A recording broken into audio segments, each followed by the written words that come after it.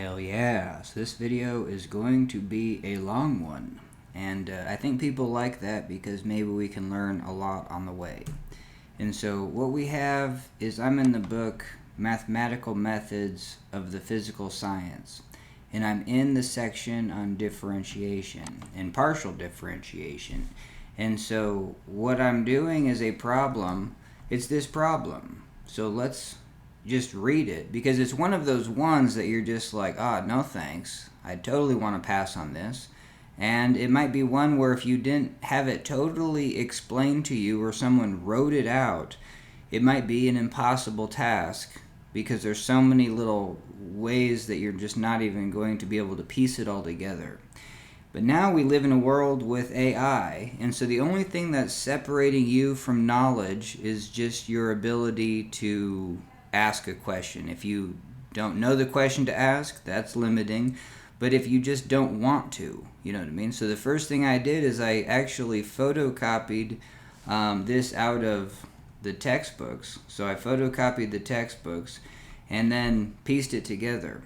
Because this question referenced two other 2.3 and 2.7 and or 311. So it referenced two other equations to actually use in the problem.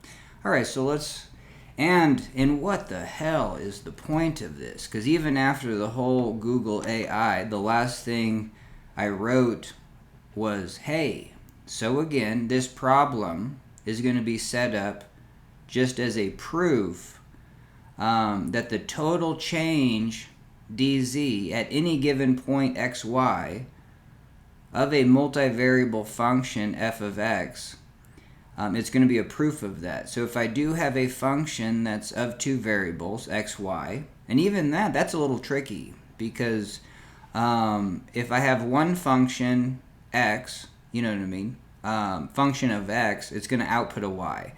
And so this is also where I'll get better and I'll have, I can draw on the board. But sometimes it's good for you to be able to visualize stuff in your mind where you can just kind of do this, and then if you can but anyway, so if we have the x-axis, we can have an input that goes from negative infinity to infinity, and then we have some sort of function that's a line. The function can't cross its path, but every input is going to be to an output, and the outputs are going to be like this. And so so I could have any input x from negative infinity to infinity, and it's going to hit somewhere along a line. But if I could go in a perpendicular direction, this y, then I'm going to go, so let's say x is 2 and I'm over here, but now I can go in a perpendicular direction. And so so I'm going to go to that, and then I'm going to go this way, and maybe that point's right here, but maybe it actually curves up, and so you get a curved surface. And so I think that is almost a really good place to start. We're talking about a function of two variables, and if you just say, oh yeah, a function of two variables is a plane, well, why is it? And we just explained that. All right, hell yeah.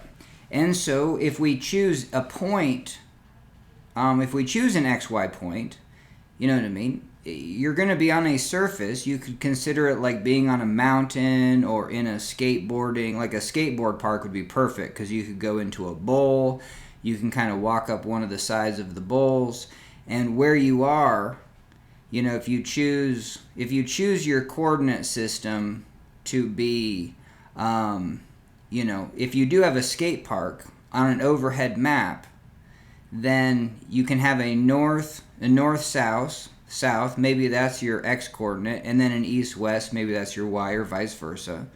But then at any location, you know what I mean, you might stand on a ramp where you're actually sloped north.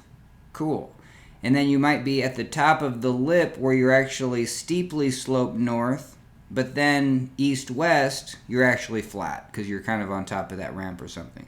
If you walk down into the bowl, same thing. You're going to be sloped downward towards the north, and then side to side, because you're on the side of a bowl, there is no slope.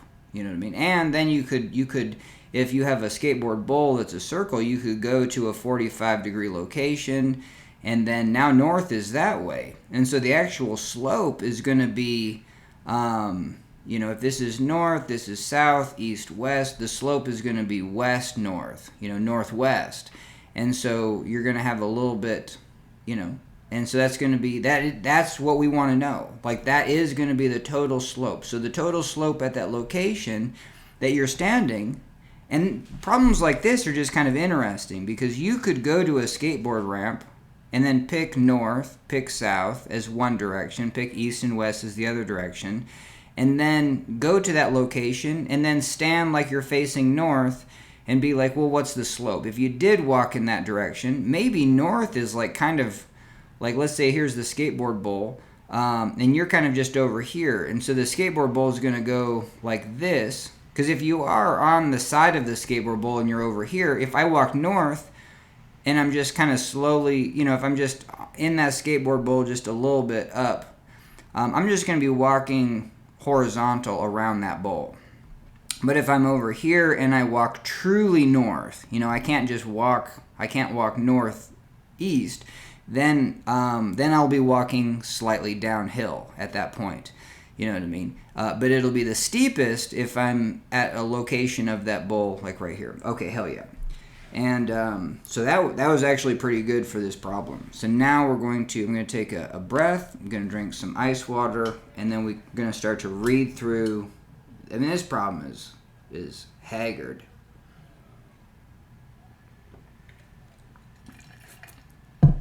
All right, and I don't have a lot, but anyway, yeah, let's read it. So we're going to consider a function, f of xy, inputs x, inputs y. It's going to output a singular value, but we're going to have a singular value everywhere, you know, in that 2D space, which can be expanded in a two-variable power series. And so this is where we're going to use the Taylor series. And then so the first thing is like, well, why would you use the Taylor series?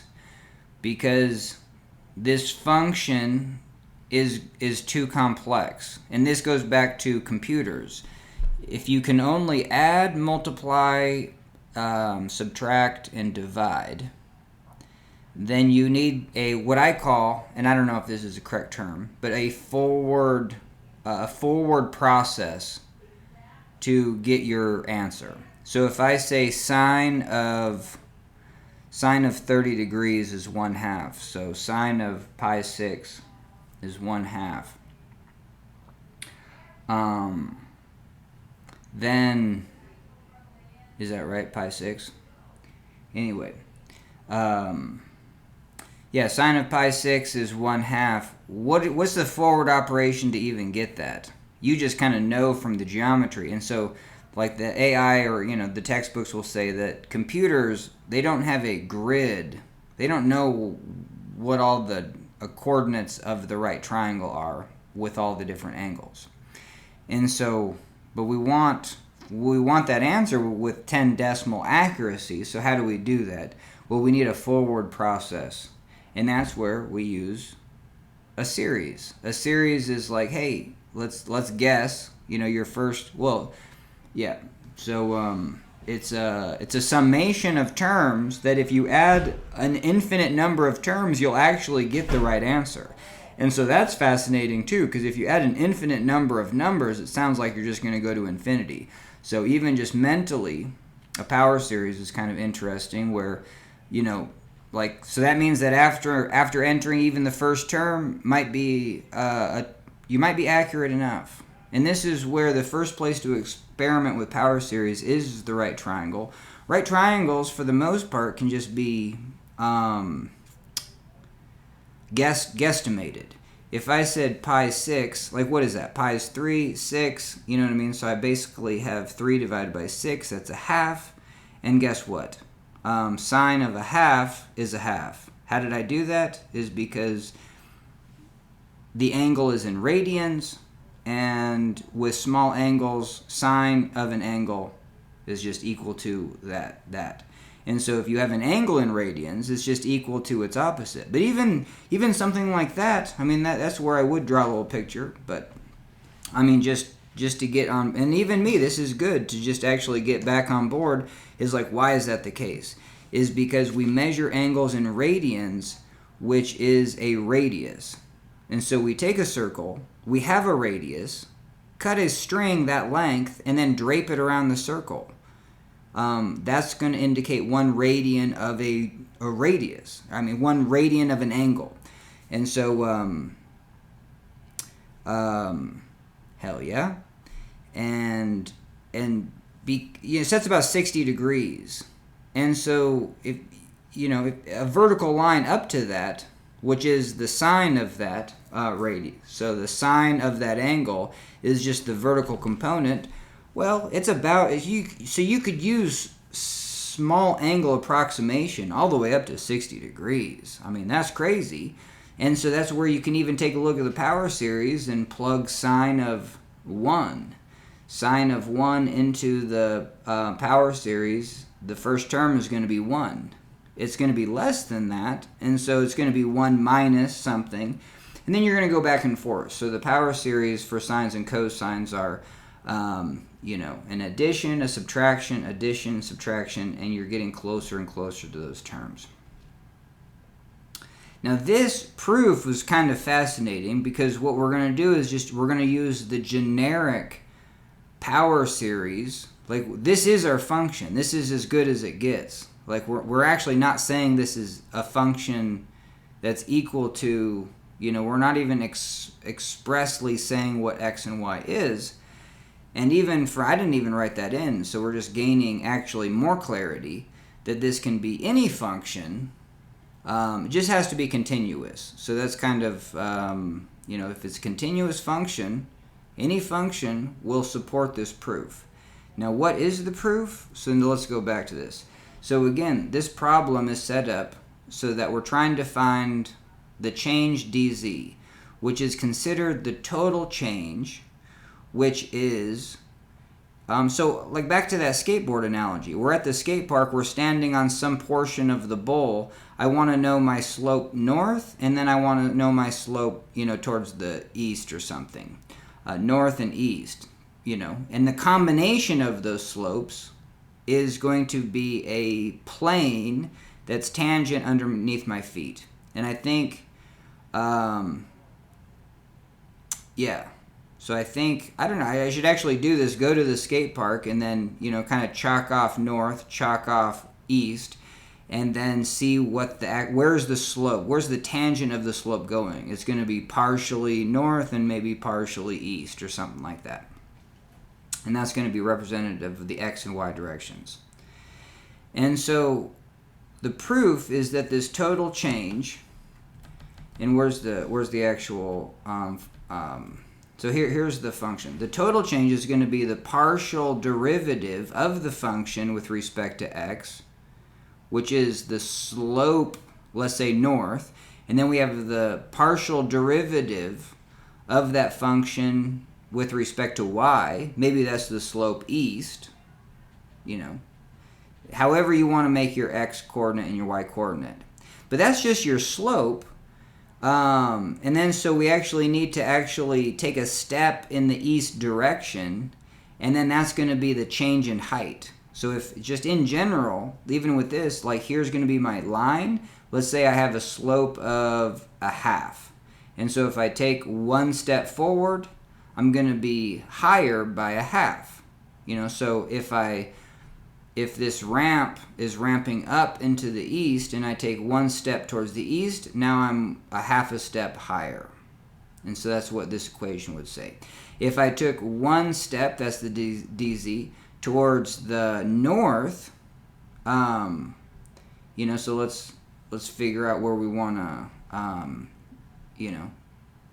let's say actually so if here's our bowl, and I'm going to be taking 1 step this way, 1 step that way. If I was right here and I took a step this way, it'd almost be no change. And so, I don't know. But yeah, let's say I took a step north and I'm on one of the steeper portions of the bowl going north. So if I take 1 step north, I want to know what the slope is. So now the slope north is a slope of 1, let's say. And then I take 1 step north. I'm going to be at an elevation that's 1. So now I'm going to be, my total change will be a combination of those two. dz is the total change. And then this is where I get confused. Does dz represent... dz would represent a total change in height. Or does dz represent the slope? The slope. Yeah. Holy Toledo. Let's take a pause on this. Does dz by itself represent slope? Or just change? I think it's just change in height. Change in height if moved dx and dy directions. Yeah, that's interesting. This is actually going to help me out. So that's where, I'm no pro at this problem at all. Get some ice water.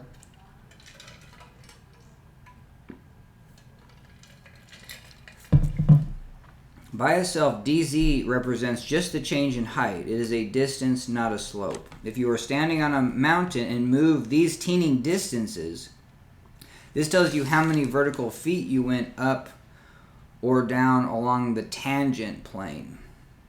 And so that's kind of it. That is interesting. And so would it work out that if I moved, this way, I went up a half a foot, and moved that way, I went up a full foot? Then if I move in the tangent direction,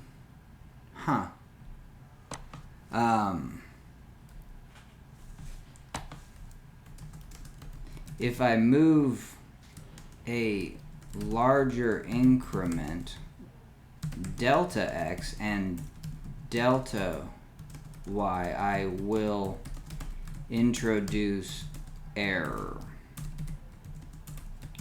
Right?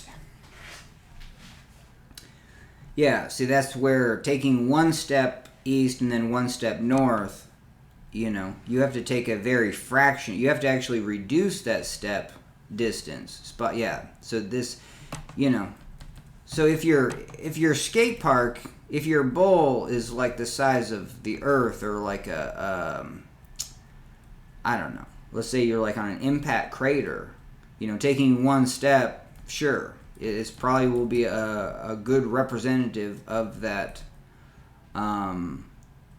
diagonal direction.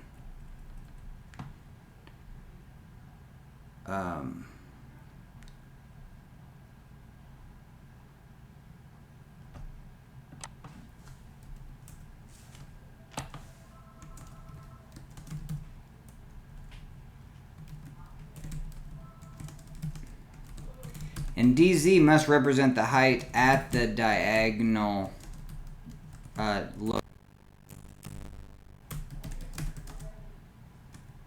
dx dy. From the original, you have to start at some point. So it's going to be x plus dx and then y plus dy.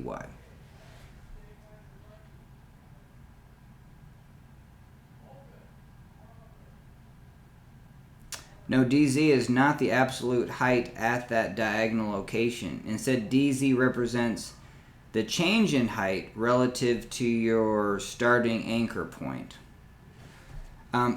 So it is relative to this. So it is representative of the slope at my starting point.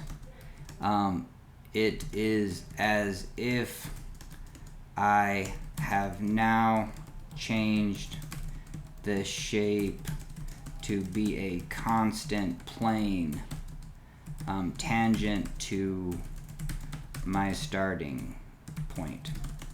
So at least, because we get a no on this, but it's kind of like that's not where I was thinking. Yeah. So we're on a skate park which has a continuous curve, and yes, we've hit the nail on the head. like the slope that we're standing on is a constant tangent plane.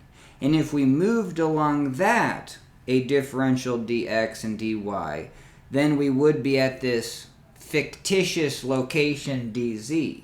But that's what we want. We want to know kind of what that slope at the location that we are on.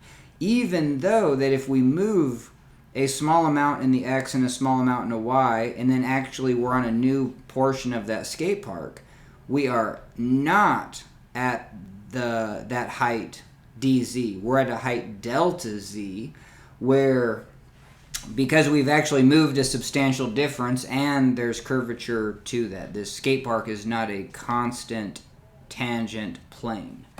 And so hell yeah. Okay, so let's get back to the problem at hand.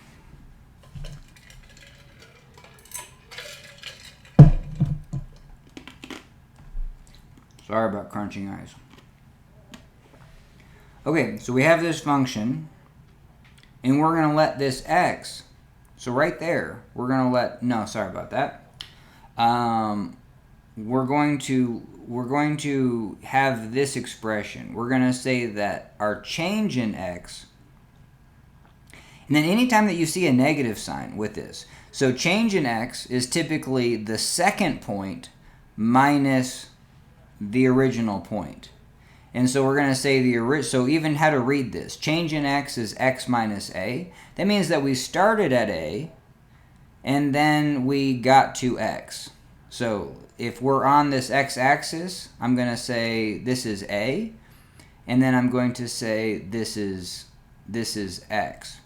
And so the change, so x, this is x, sorry, the second point is x, and this is, so we have a and then x. This is where I need a stylus. So a, x. The difference between them is the second point, x minus a. Why? Is because if this is our origin, and then this is our positive direction along the x-axis, and I have said that this is a, and this is x, the difference between them, I want to be a positive value. And so I would say that it's x minus a. And that's going to be the positive magnitude that represents the change in x. And so, so that's going to be x minus a. Cool, we got that part. They're going to say that this is h because we're going to have this equation down here that has an h in it. So even if you just take baby steps, you know, because like, hey, this h goes right there, and it's going to be x minus a. All right, let's see what the change in y is. So we're going to draw a y-axis, our origin, and this is going to be positive direction. You know, just reading this, y minus b. So if I have a minus here and it's the difference between things, this must be the second point. And so we're going to have y up here and then b here. Starting at the origin, we're going to get to b first, then y. So y minus b is that distance. So y minus b, hell yeah, delta y. And that's going to represent as k, so I could put that in this equation. Cool. And so then we can actually solve these two equations. So we have x minus a is delta x. I could solve for x, get the a to the other side. And so now I have x is equal to a plus delta x. This equation, I can get the b to the other side. Y is equal to delta y plus b. And now I have x and y expressed as a plus a change in x and b plus a change in y. And this is interesting because now if I actually go back and plug in what the change in x is, cool, change in x is x minus a. So let's do that. So we have a plus x minus a. So the a's cancel and I'm just left with x. So I think that is actually the trickiest thing about this problem, because then right now we're actually going to put this in for x and then this in for y. And so this function right here, we're going to put, hell yeah, so I guess so right here. So then the function f of x becomes this right here. And we use this fact that this equation is the Taylor series expansion of two variables. And so what this shows is that if I have any if I have any function, so if I just had one variable, if I have any function that can be represented, so the Taylor series says if I have, let's say I just have f of x, which is a function, that can be represented as a infinite polynomial. So I can add one term after another, after another, after another, and it's all going to get closer to a value. So it's going to converge. Then yeah, so it can be represented as an infinite polynomial.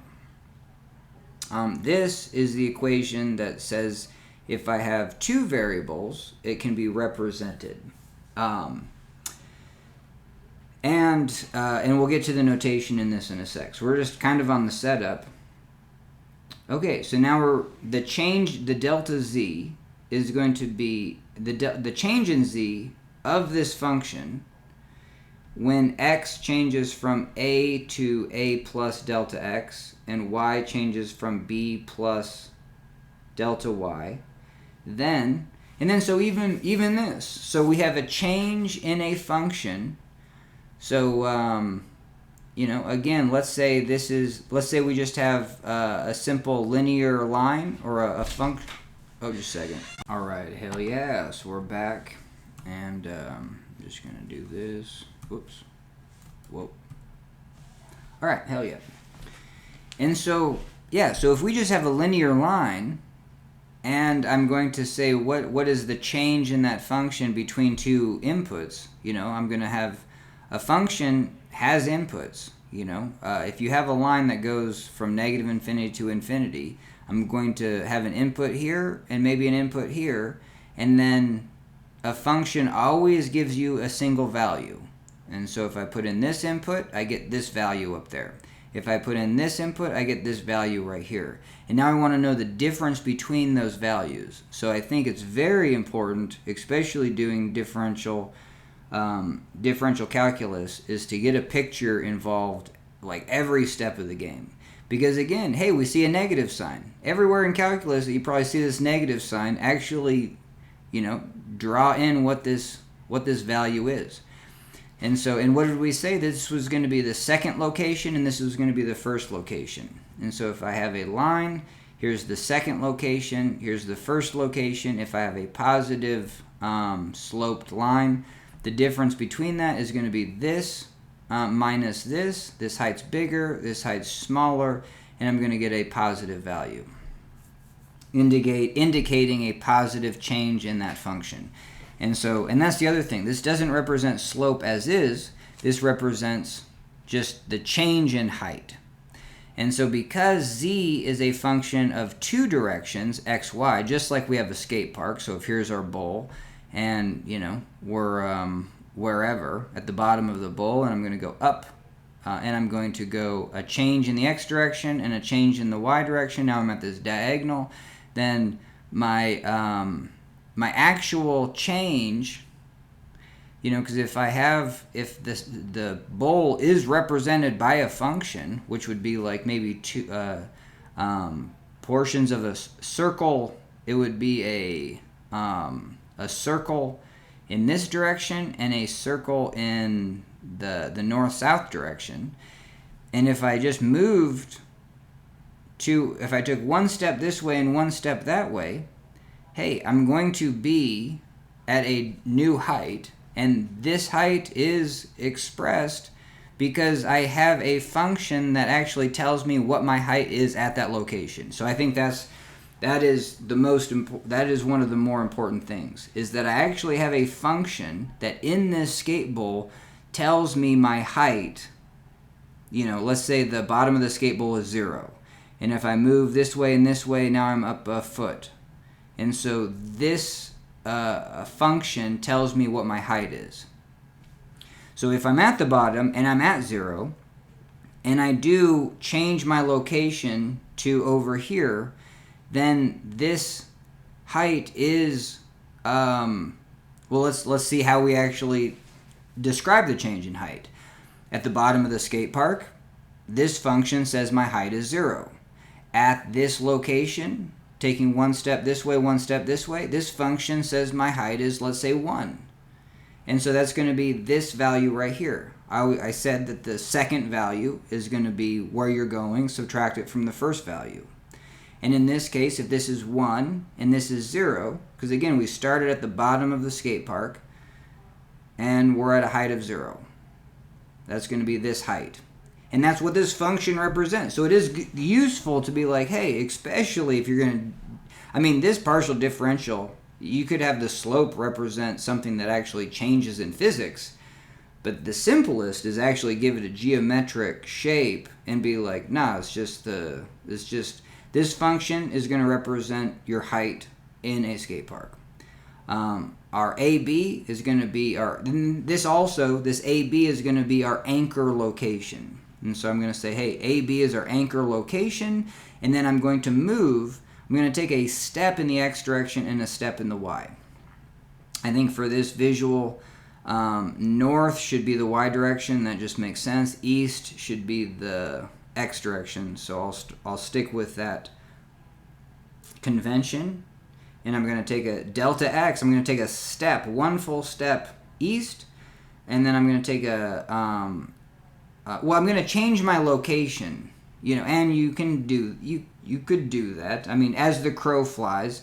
If I have my skateboard map, overhead map, I'm just on, and this is the bottom of the skate park. I'm going to draw on my map over 1, up 1, and I'm going to go to that location. So it is an overhead view because we are dealing with curved surfaces. Since we're curved surfaces, we can't just say, oh, I'm going to go linearly along that curved surface 1 foot. But no, I'm actually going to, we have a 2D grid, X, Y, east and north. The X direction and the Y direction is our map of the skate park. If I put a dot at the origin, I'm at the bottom of the bowl. If I go over 1 foot in the X, 1 foot in the Y, then I'm at a new location in that bowl, and that's what this represents.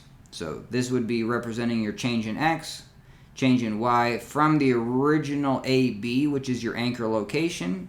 And we're just going to say those, you could call that, and you could call that whatever. It doesn't matter that has to be your origin. That could be at whatever value you give to A and B on our map, but wherever the function, the height at A and B, we could say that's 0. That's going to be your datum. It could be a mile high. It could be 5,280 feet. You do whatever datum you want on that, but hell yeah.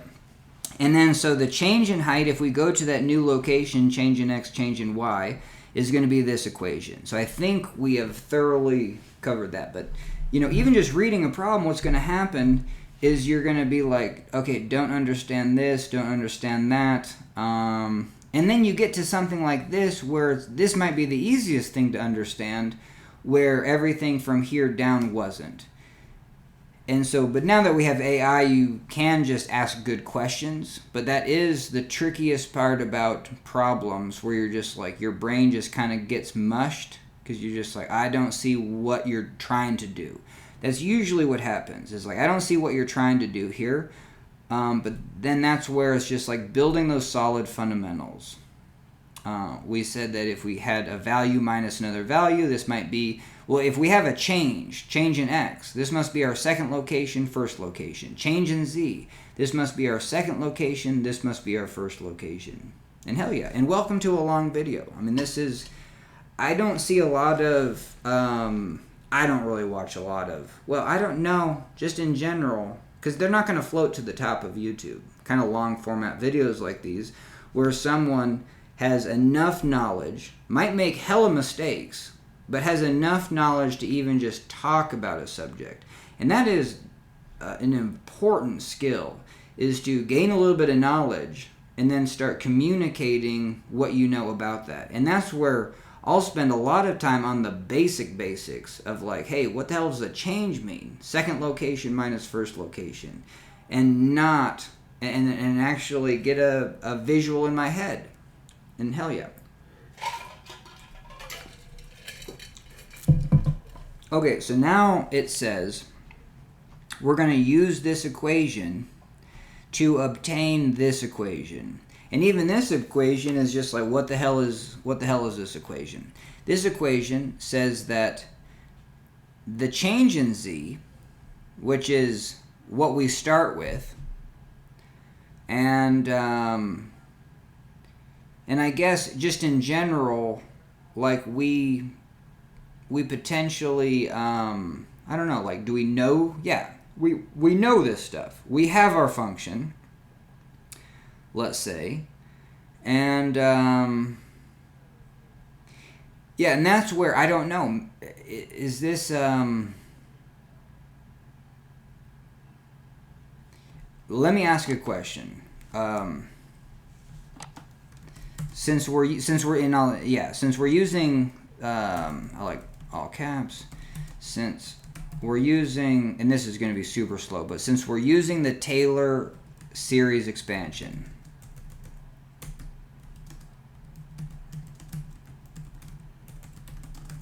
to prove dz, does it matter that our function has to be expressed as a Taylor series? Is that important to this proof? And I don't even know if that was a preliminary question. That wasn't even a very good question. But does that make sense? Like, if you just had something that could be differentiated, like, couldn't you just take standard,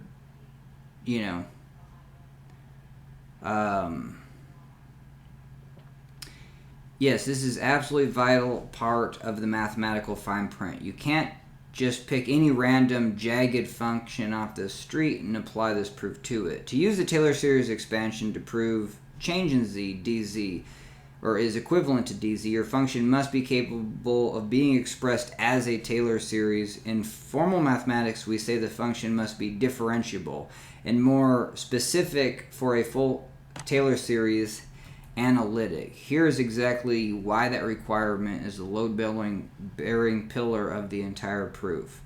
No derivatives equal no Taylor series. Looking back at the Taylor operation you mastered earlier, we're going to be taking derivative after derivative after derivative. To even write down the first layer of this formula, n1, we are going to take these derivatives. This is going to be the first partial derivative with respect to x, and the partial derivative of the function with respect to y must exist at your anchor point.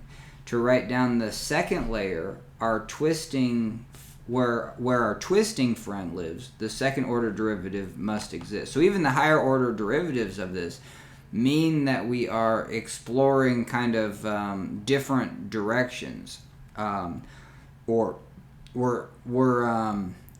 let's say our skate park, our slope was down, or let's say it's I don't know, but yeah, let's say a skate park, our slope is down towards the north. Cool, we're at but is that slope changing? Yes, it's flattening out. So the second derivative of that, it actually is reducing. The second derivative is negative. The slope initially is negative, but the change in the slope, or does that mean that the change in slope is positive? Let's go the other direction. Let's say we're climbing up the skate park. Our slope is kind of shallow. It's a low number. The change in slope is actually increasing. And so that's going to be a positive number for our slope and a positive number for our change in slope. The change in slope is going to go from not so much to a little bit more. Bigger number, second number minus first number. That's going to be your change. So it's kind of the foundation for that. And if because these derivatives are going to because it's a polynomial, if you have this squared, you're going to have to take the partial in this direction first and then multiply it by the partial in the other direction. And they explain that by kind of a twisting, a twisting effect. But yes, this whole relies on taking derivatives. And so I guess, but that's it. It just can't be a sharp point where, the derivatives are going to be undefined at those points. And so the assumption that the function can be expressed as a Taylor series isn't just a pedantic rule. It is the guarantee of smoothness. It ensures the mountain has smooth. Oh yes, and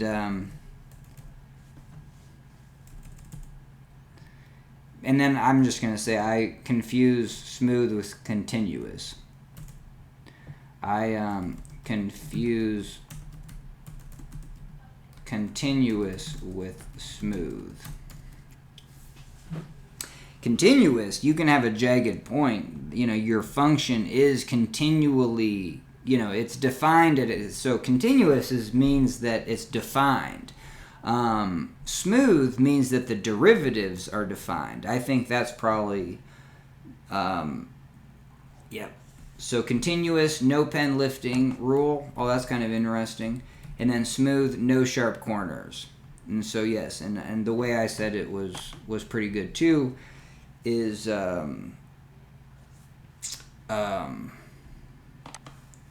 forget what I said. But yeah, just the derivative at a sharp point is going to be undefined. Okay, so now we're going to actually plug this into here. Well, no, this is kind of interesting. So this is our function expressed as a Taylor series. So even that was like, I was almost hiccuped that up, you know, because our delta z, so our delta z is this partial derivative, and then,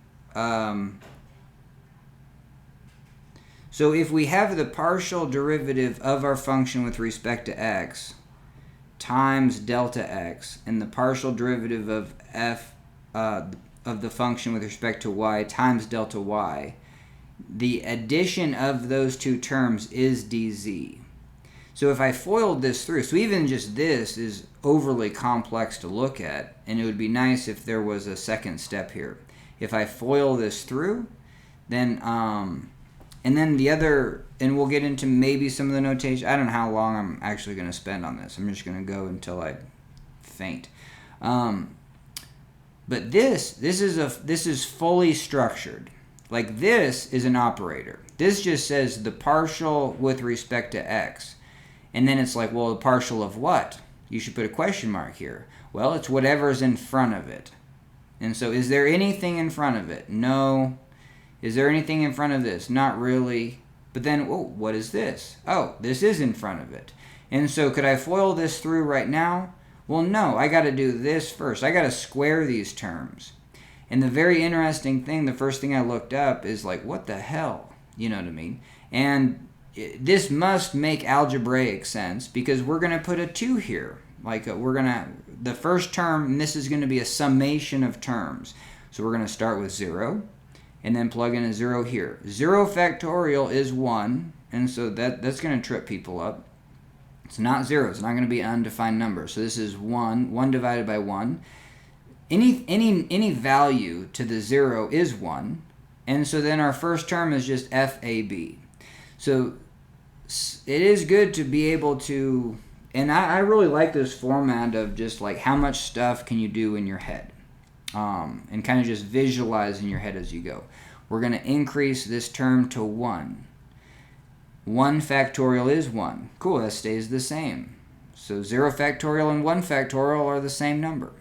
They're 1. And then put a 1 here, so now we have to do this stuff. And then this function that's f of AB. That just because we index to 1, this doesn't change, but we've officially got our second term. We put a 1 here and a 1 there, and so now we can foil this through. So now if I do foil it, I'm going to put this right in front of that, and then this right in front of that. And so that actually might be tricky too. Well, no, it's not, because just notation-wise, this operator does have to have something on its right. It says whatever it's on its right, it's taking the derivative of. Now, this h right here, this is kind of interesting, because it actually is a function of x, but it's outside the derivative. So right here we're saying that this is a scalar. Even though this has an x in it and this is the partial with respect to x, because it's on the left side of the derivative, it is a scalar.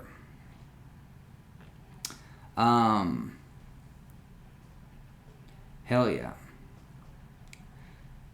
And because that's going to come up in this problem, is that even just like right here is like, well, I have a delta x over here, and I have a partial. Does this now? Because when I FOIL this through, I could put it on the right. Does this also get have a derivative? And the answer is no. If you have this operator, partial of x, it's called an operator. It's ready to do an operation. If you put a function on its right, it has completed that operation. And so this is the first thing I'm going to point out. In notation, I don't really like this, because this says the partial of the function f, but this is where you can go wild with using as many parentheses as you're able to. And so right here, this is, well, and then the other thing though, yeah, this is going to almost trip me up. What we're differentiating is the function with respect to our inputs x, y. So I was even going to mess that up. I was going to say this f right here was this fab, and that is not the case. The overall function is and for the skate park, how easy is that? We have our skate park map. I can go in the x direction, I can go in the y direction, and this function is going to output my elevation in feet compared to the bottom of the bowl. And the skate park is just a single bowl, you know what I mean? A circular bowl. And I can be anywhere in the x and y direction, and this function is going to perfectly give my location in height, just the height of my location. And so, cool. And then we obviously know that we need to take there's going to be times where we need to find the derivative of this function with respect to a single direction. And so if here's my skate park, here's the x direction. Let's say I'm kind of, and it's a perfectly vertical ramp, and so I'm right at the 45-degree angle, you know what I mean? So my slope would be 1 right there, if at that location. And so that means that the derivative of this function, if I continue to move in that east direction, that x direction, then the slope is going to be 1. But the function that, the function I'm given is still the height at all these locations. So I have to have the height where I'm at, which I kind of know the slope is 1, let's say. And then I'm going to move in the x direction just a little bit and then figure out my new height. And then I'm just going to figure out the slope, which is rise over run. And heck yeah.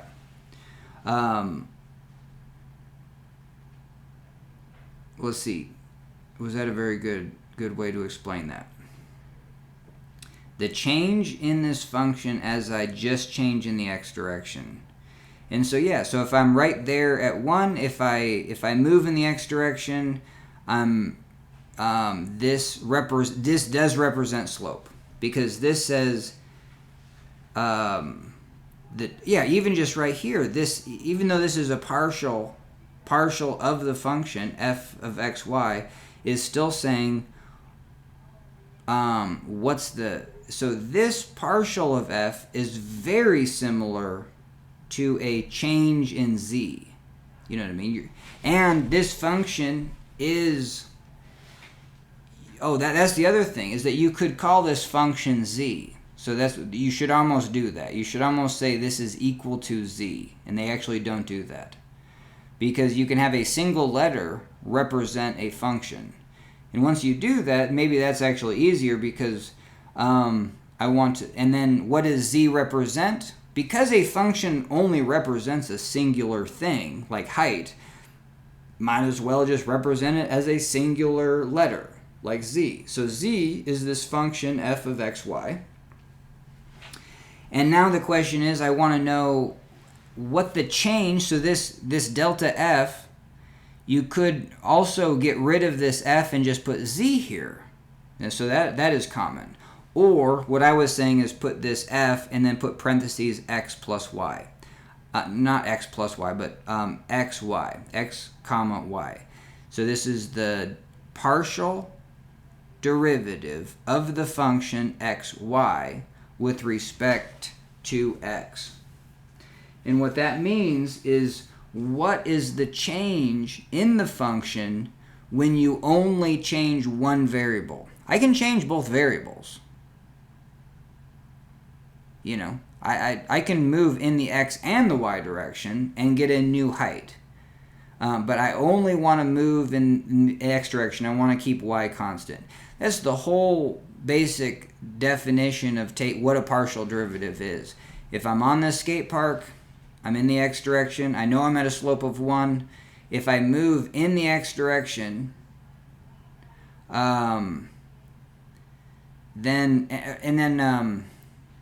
about that. If I'm in this skate park and I'm at where I know the slope is kind of a slope of 45 degrees, let's say. That's going to be some sort of x location in the skate. Let's say y is 0, but x, that's going to be some sort of x location. So if I input on my skate park map that x location, I'm going to be at that height. Call the height whatever. But then if I move in the x direction just by a little bit, I'm going to be at a new height.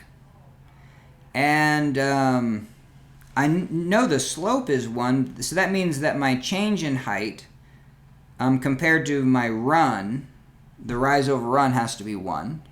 But what is my height? My height is this function. We just said, like, hey, if I input the 2 values into this function, it's going to give me a height.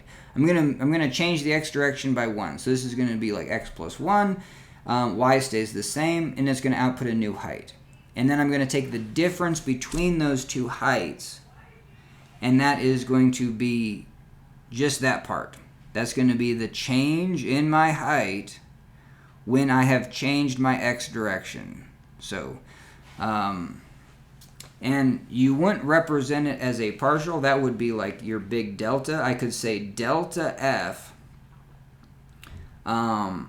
divided by delta x, because I'm taking a big change in the function. And then delta f is delta z. So I could say that this would be delta z divided by delta x. So that's going to be the slope of that. That's going to be the global slope. If I'm in this skate park and I take my height here, move a definite distance in the x direction, get a new height. I'm at this new height because the function tells me what height I'm at. And that's going to give me, it's going to give me a slope. It's going to be the wrong slope. And it's only when you actually take a smaller step in the x direction that then you start to approach the right slope. But, I mean, if you took a small step in the x direction, you might be fairly close. So that's a good way to represent it. So this just represents the slope. And so if I have a line where this is the slope, and I want to know, and then this is my delta x, and I want to walk a full step in the x direction, and I want to know what my change in height is. I'm going to take this slope, let's say it's 1, and I'm going to walk in the x direction. What is my height? It's going to be, the slope is rise over run. So even just from a, what do you call it? Where you actually look at the units. If you have rise divided by run, and I want my output to be rise. Rise over run, I need to multiply by run. And so that's what we're doing here.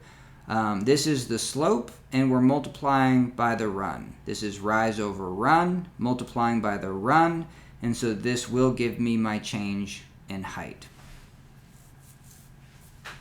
Hell yeah. But this partial of f with respect to the partial of x is the actual slope at that location. And so if this is getting steeper, the skate park gets steeper, and I was at a slope of 1, but then when I go up here, I'm at a higher elevation, then that's the slope of 1 isn't representative of my new higher location. And so so I could say that where I'm at, where the slope is 1, multiplied by the change in x, it'll get me to here, but the skate bowl actually rose up steeper, so I should have been up here. So that's going to be the error. And I don't know if these videos are actually useful, because the human brain craves animation, but what I think is very useful is to do two things. It's to be able to kind of speak the language and know that it's just brutal. Like, you can go through something that I couldn't do this, I had to, look up all this, and so now we're beginning that process of trying to talk through it. I'm going to take a little ice water break.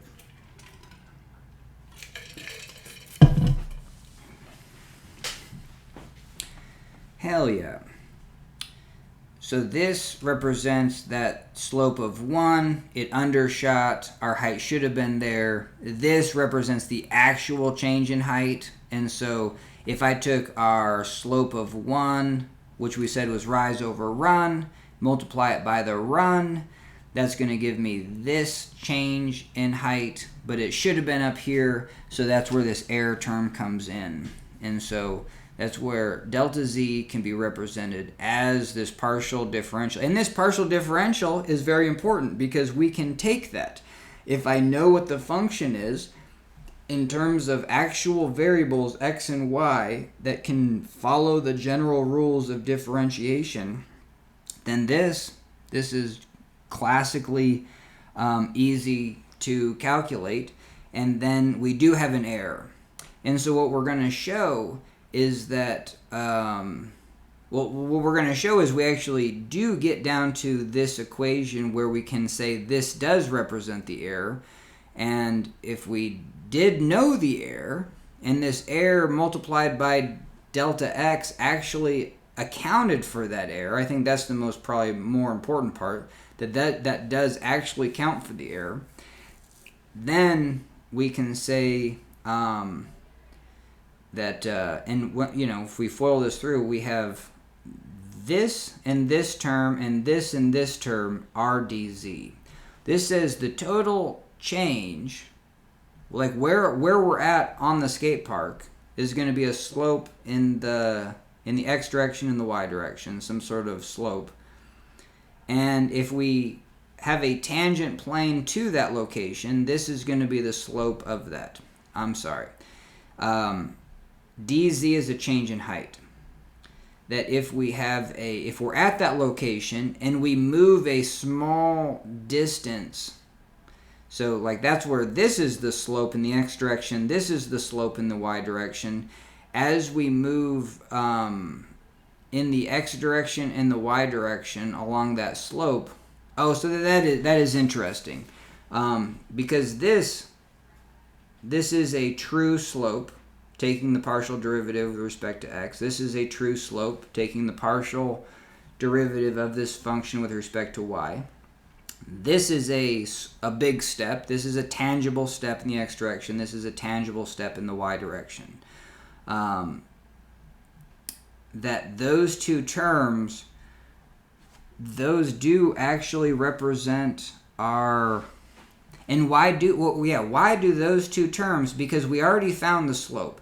If we say that I'm on this skate park and at this location I know the slope in the x direction, well, that's a tangent line. And if I know the slope in the north-south direction or the y direction, that's also a tangent line. And that tangent's never going to change. So it doesn't matter how much I move in the x direction, that's always going to be, that's always going to represent, so that is interesting. So this this larger step in the x direction and this larger step in the y direction, because we've already definitively found our slope, is an unchanging, that does represent dz. So that is kind of interesting. I'll have to look into that one more, I think. But yeah, so because it would, and it's the sum of both of those. So if I know the slope in the x and the slope in the y, I can find, so again, if I'm on a skate park in a bowl and I pick some location, underneath my feet I can imagine a plane, a flat plane, sheet of paper, huge section of like plywood underneath my feet that, you know, hits up against the shell of the skate park, if you could have something underneath it, and that's going to be perfectly perpendicular to where I'm standing, then that plane represents the slope, and that plane has a slope in the x, you know, the cardinal directions, the x and y directions. And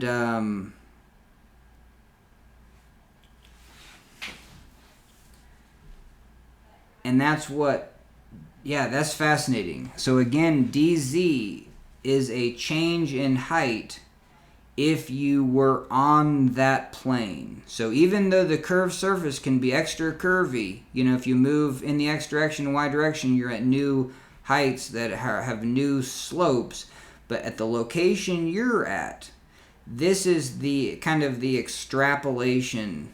dz is going to be your change in height if you do move along that plane in the x direction and the y direction. And I think it's difficult to see that it seems like you would have to still move in a differential distance in the x and y, but because this plane is linear, you can move as much as you want in the x and much as you want in the y. It'll still represent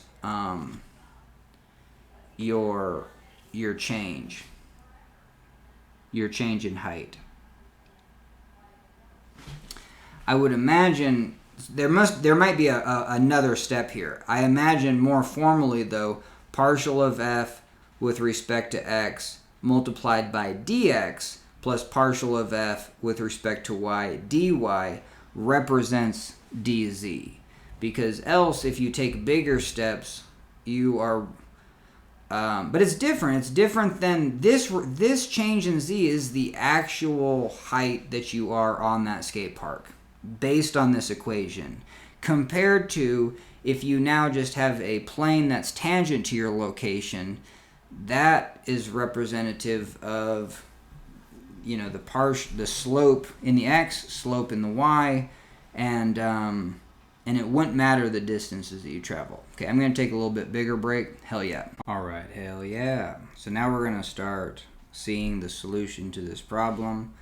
Let's see what it says. So it says, use this series to obtain this function, which will express the actual differential change in height. And I think that's a better way to explain it, the differential change in height, meaning if you're at a location, your differential change in height will be based on these changes in the x and y being very small. Cool.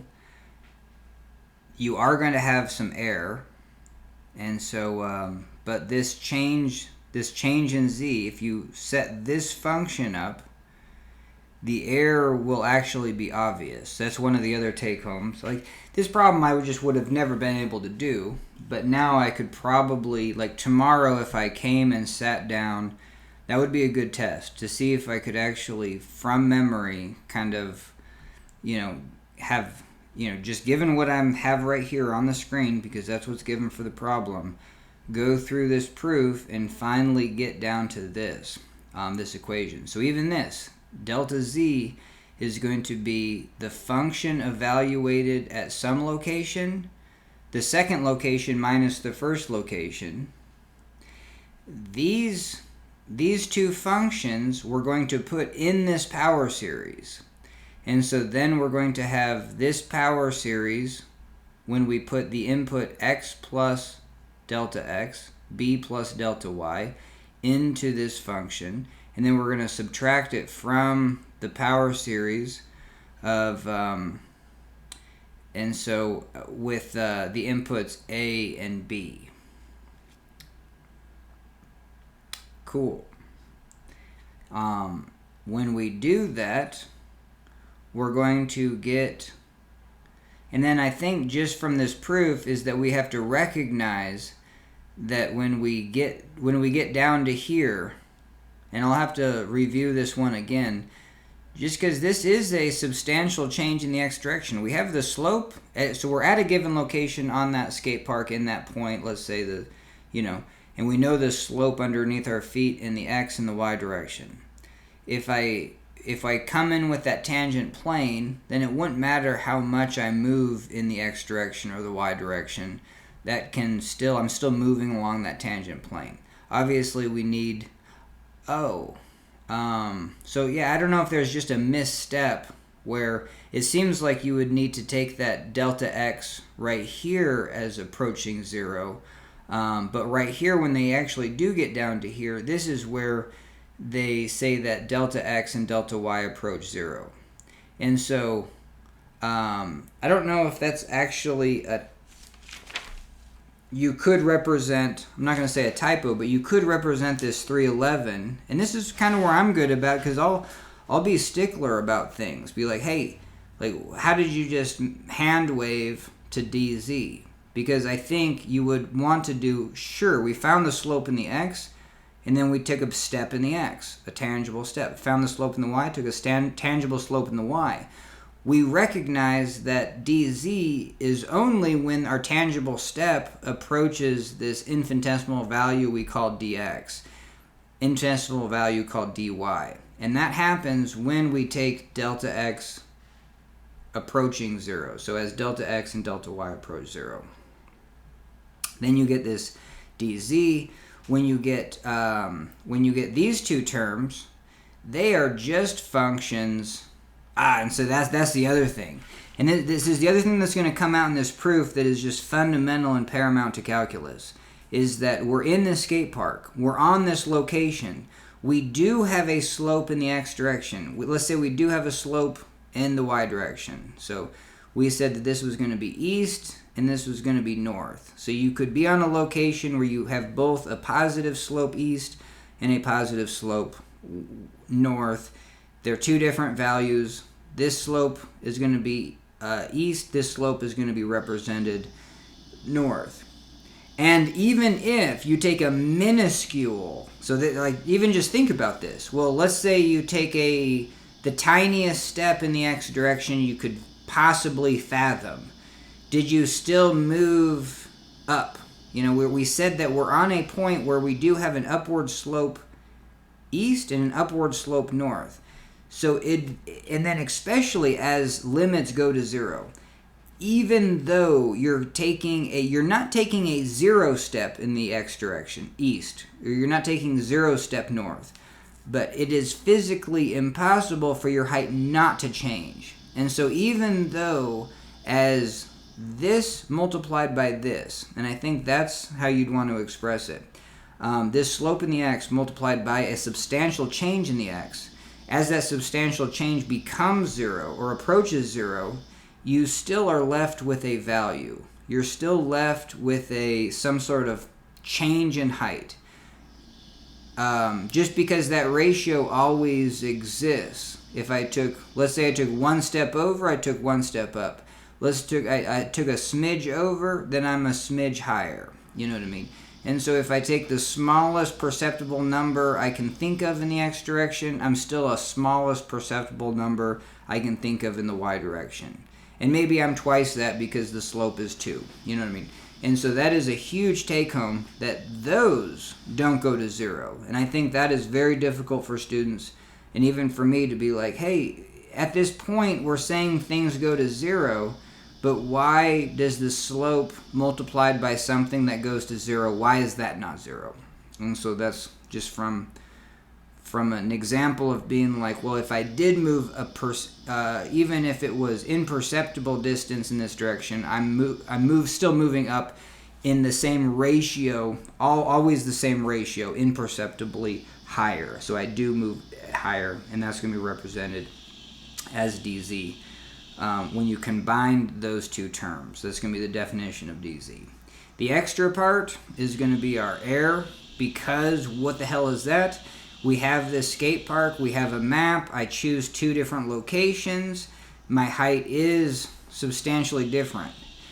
And so at the location I said, maybe like a slope of 1, slope of 1 in both directions, whatever.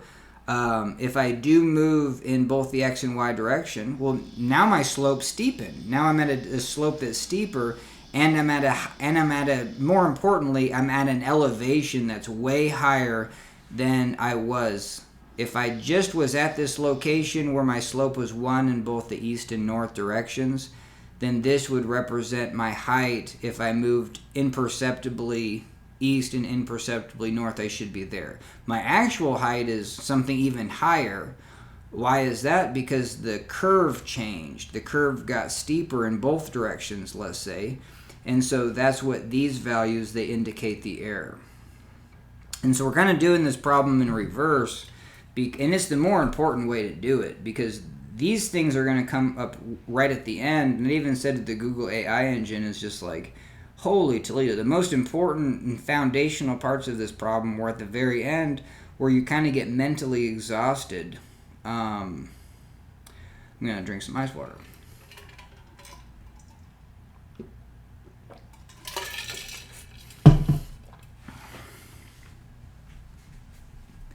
Hell yeah.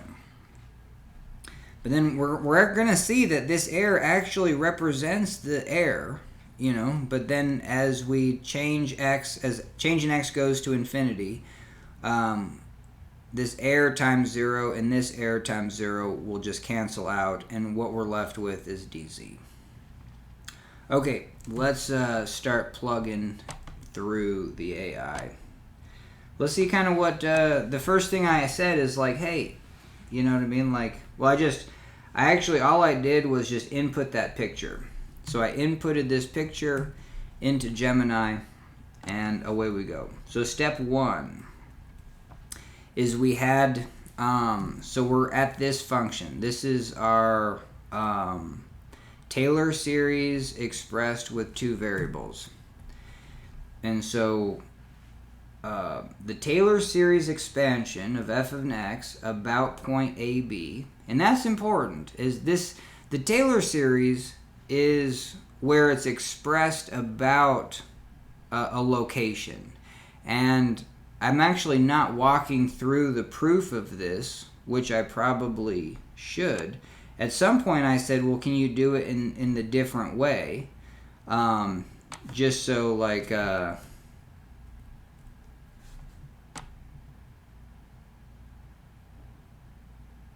and I don't know if I'll be able to find that. I won't be able to find that right away. But yeah, let's see if we could just kind of walk ourselves through here.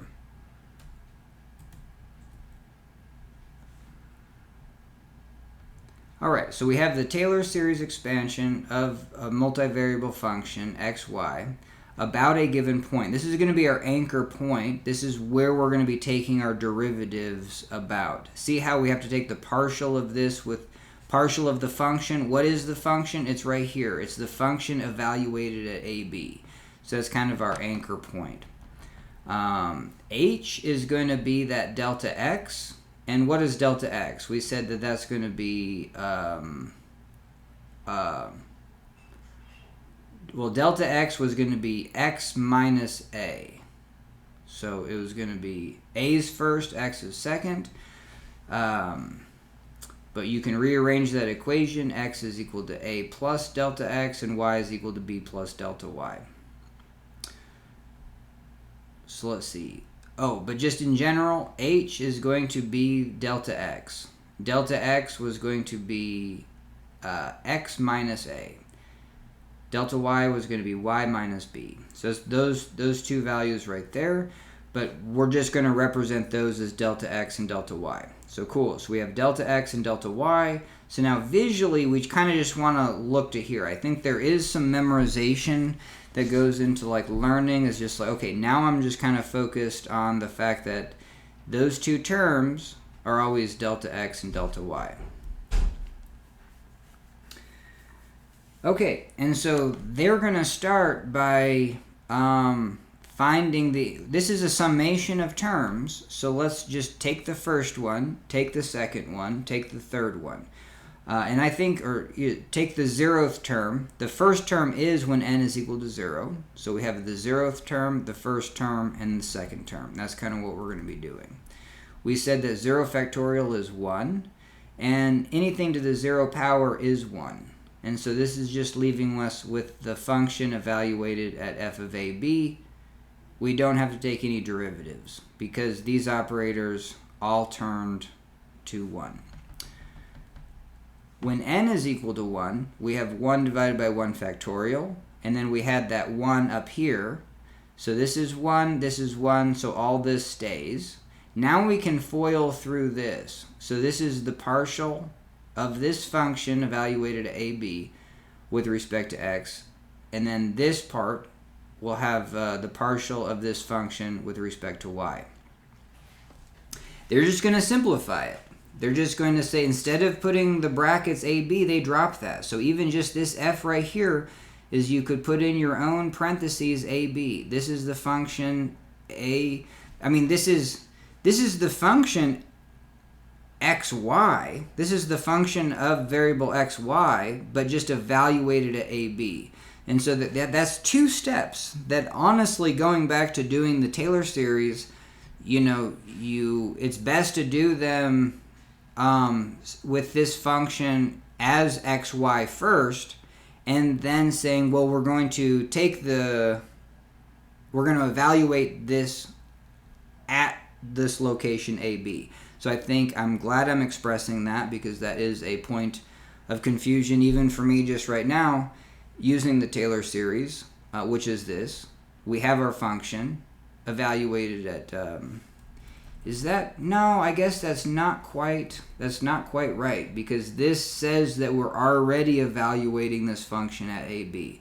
This says that our function at any location x and y is going to be this series that has to be about a given point. I guess that is paramount to the Taylor series. For this, I think there's, especially the Taylor series. The Maclaurin series is where your point is at the origin. I think that is kind of the thing that I'm actually hiccuping and I'm catching myself right now. Is typically the Maclaurin. I don't know if it's always the case. Maclaurin series is where you're doing the same Taylor series, just where your anchor point is at the origin. All your derivatives are at the origin. There's a lot of times, though, you need to take your derivative at a different point. Let's say, and if it's just one variable, I need to take my derivatives at when x is 1. Why? Because natural log of 1 is 0.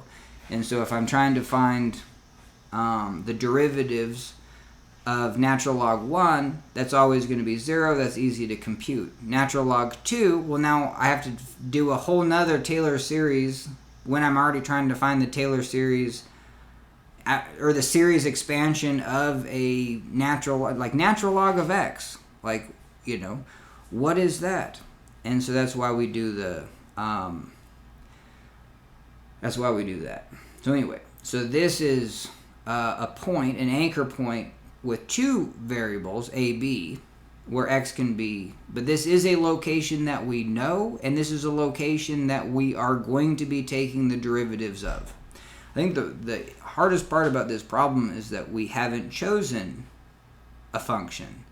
And so this just works for every continuous function. And what we're proving is that the total change, that's the whole part of this whole problem, was that the total change of a continuous function is just going to be represented, dz is going to be the total change, is the partial with respect to x, dx, times dx, and the partial with respect to y times dy. The errors will cancel out. The errors will go to 0. Cool. All right, so now I feel better because I kind of back on track.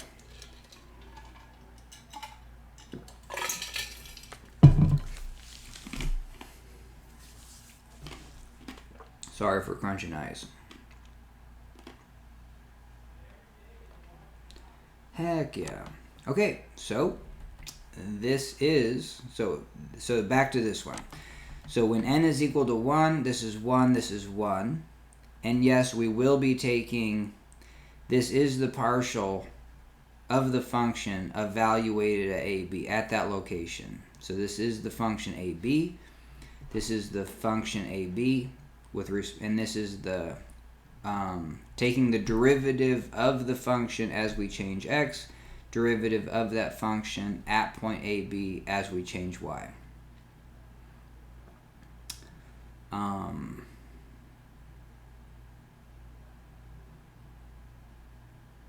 That gets me again, because how can you take the derivative of the function? No, I guess it's the derivative. I guess this still is the derivative of the function xy with respect to x, and then evaluated at AB. I don't know. That is a point of concern for me. That would be, I'll have to research more. But anyway, so you have these two partial derivatives, and they actually surprisingly look like our output, dz. As change in x and change in y go to 0, or maybe they don't even have to. I would imagine they do. This is the total change. This represents dz. This is the total change of the derivative. This is the derivative's total change. It's not the global change. If I actually do go to a new x and y location, I'm at a new height. That is going to be delta z. Cool. But let's plug in 2 into this. 1 divided by 2 factorial. 2 factorial is 1 times 2. 2 in here is this squared. So anytime that I do squared, my technique is like, well, let's at least square the first term and square the second term, and then we're going to have these two terms multiplied, and then we're going to have 2 of them. And so again, it's down here, so we're going to have this squared, multiply these two terms. That's going to be delta x, delta y, partial, delta x, delta y. So let's see what they do here. And so we have this 1 divided by 2 factorial. This term is going to be this squared. They're going to do delta x squared, and then the partial squared. And then they foiled this in. So not only, so you can square the operator. That's this. This is partial squared with partial x squared. Now this comes, if you square the operator, you're just saying do the operator 2 times. And so there's a lot of stuff that doesn't match like 100% like the Feely convention that you would think, because this isn't a number, it's just an operation that you would do if you had a function. Squaring it says do that operation twice. But it's the same thing. Squaring this means like multiplying it here and then multiplying it there. And so if you have to do things in order, the second you have, so let's say I did have the partial with respect to partial x multiplied by the partial with respect to partial x. Those are still just operators. We didn't say what function was going to be in front of them. So now let's put a function.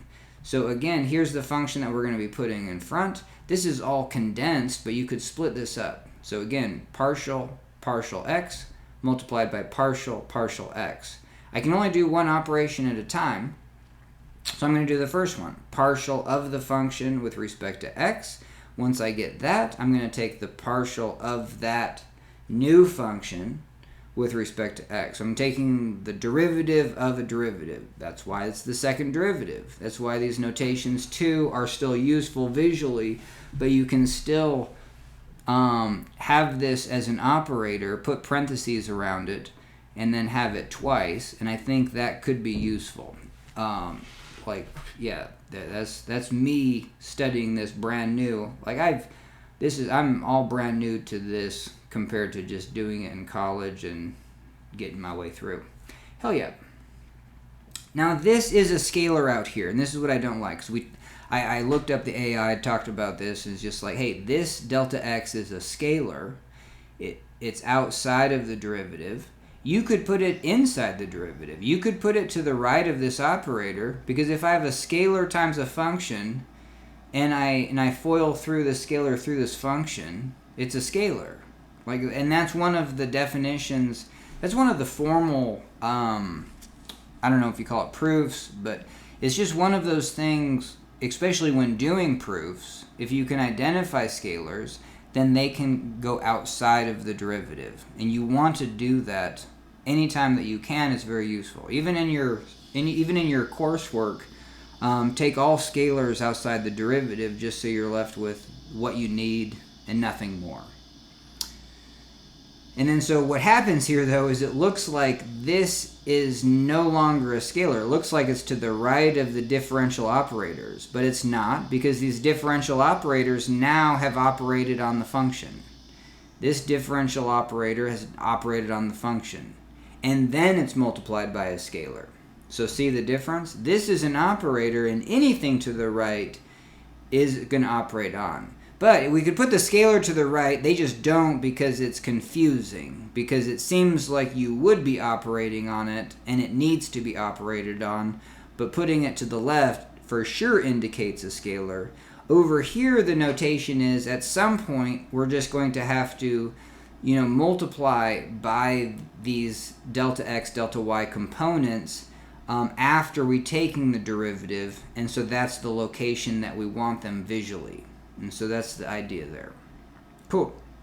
But we squared the first term, squared the second term, multiplied delta x, delta y for the middle term, partial x, partial y together. And then we're going to have two of those.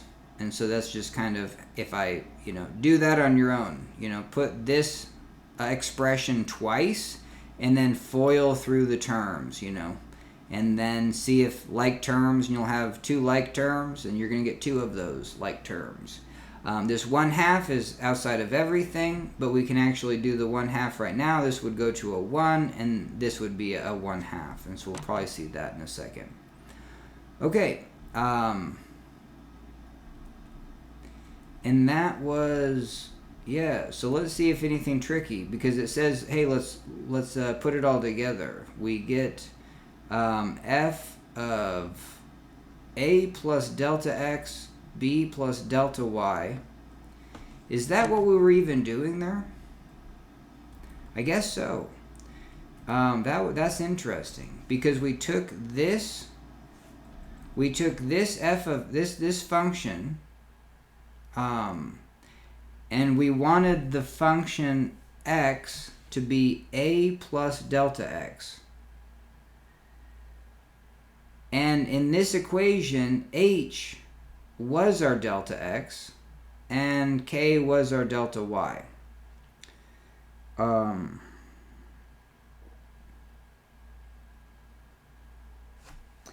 And that's just from probably the proof of that equation.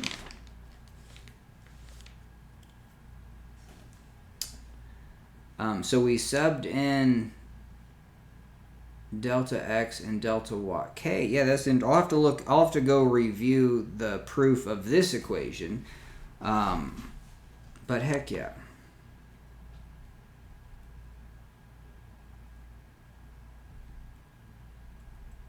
AB is our anchor point. That's our known anchor point. Our function, and then the function of x and y, we are inputting we are saying x is a plus delta x, because we're trying to get everything in terms of a and delta x and b and delta y.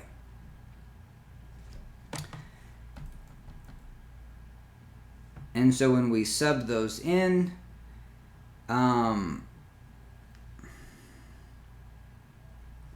yeah, a and b is our anchor point.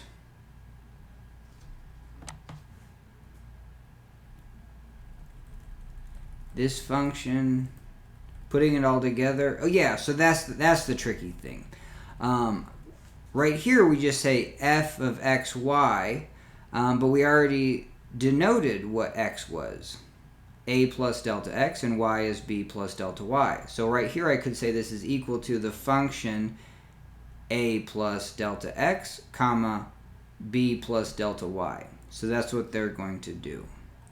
So they're going to say f of a plus delta x, comma, b plus delta y. This is the same thing as saying f of x plus x, f of x and y, x comma y. This is our function of two variables, x and y. We have just made an expression of what x is equal to and what y is equal to.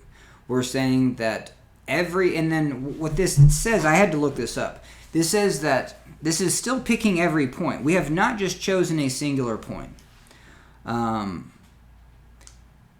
If I just put an x and y in there, I started from some origin, right? Because if I said x is 0, y is 0, I'm at 0.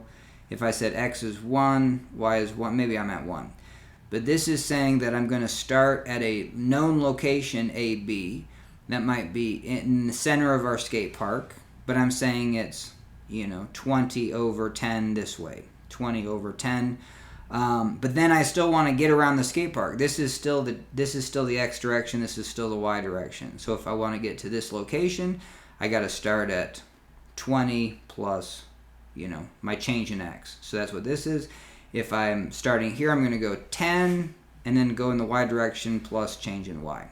And then so I can still start at this anchor point AB, but I can still get to all the locations around the skate park. And what is this? It's a function that's telling me the height of my location. Cool. I think that gets totally lost when you're just wrapping yourself into the math and just making sure things feel logical. All right, a little more water.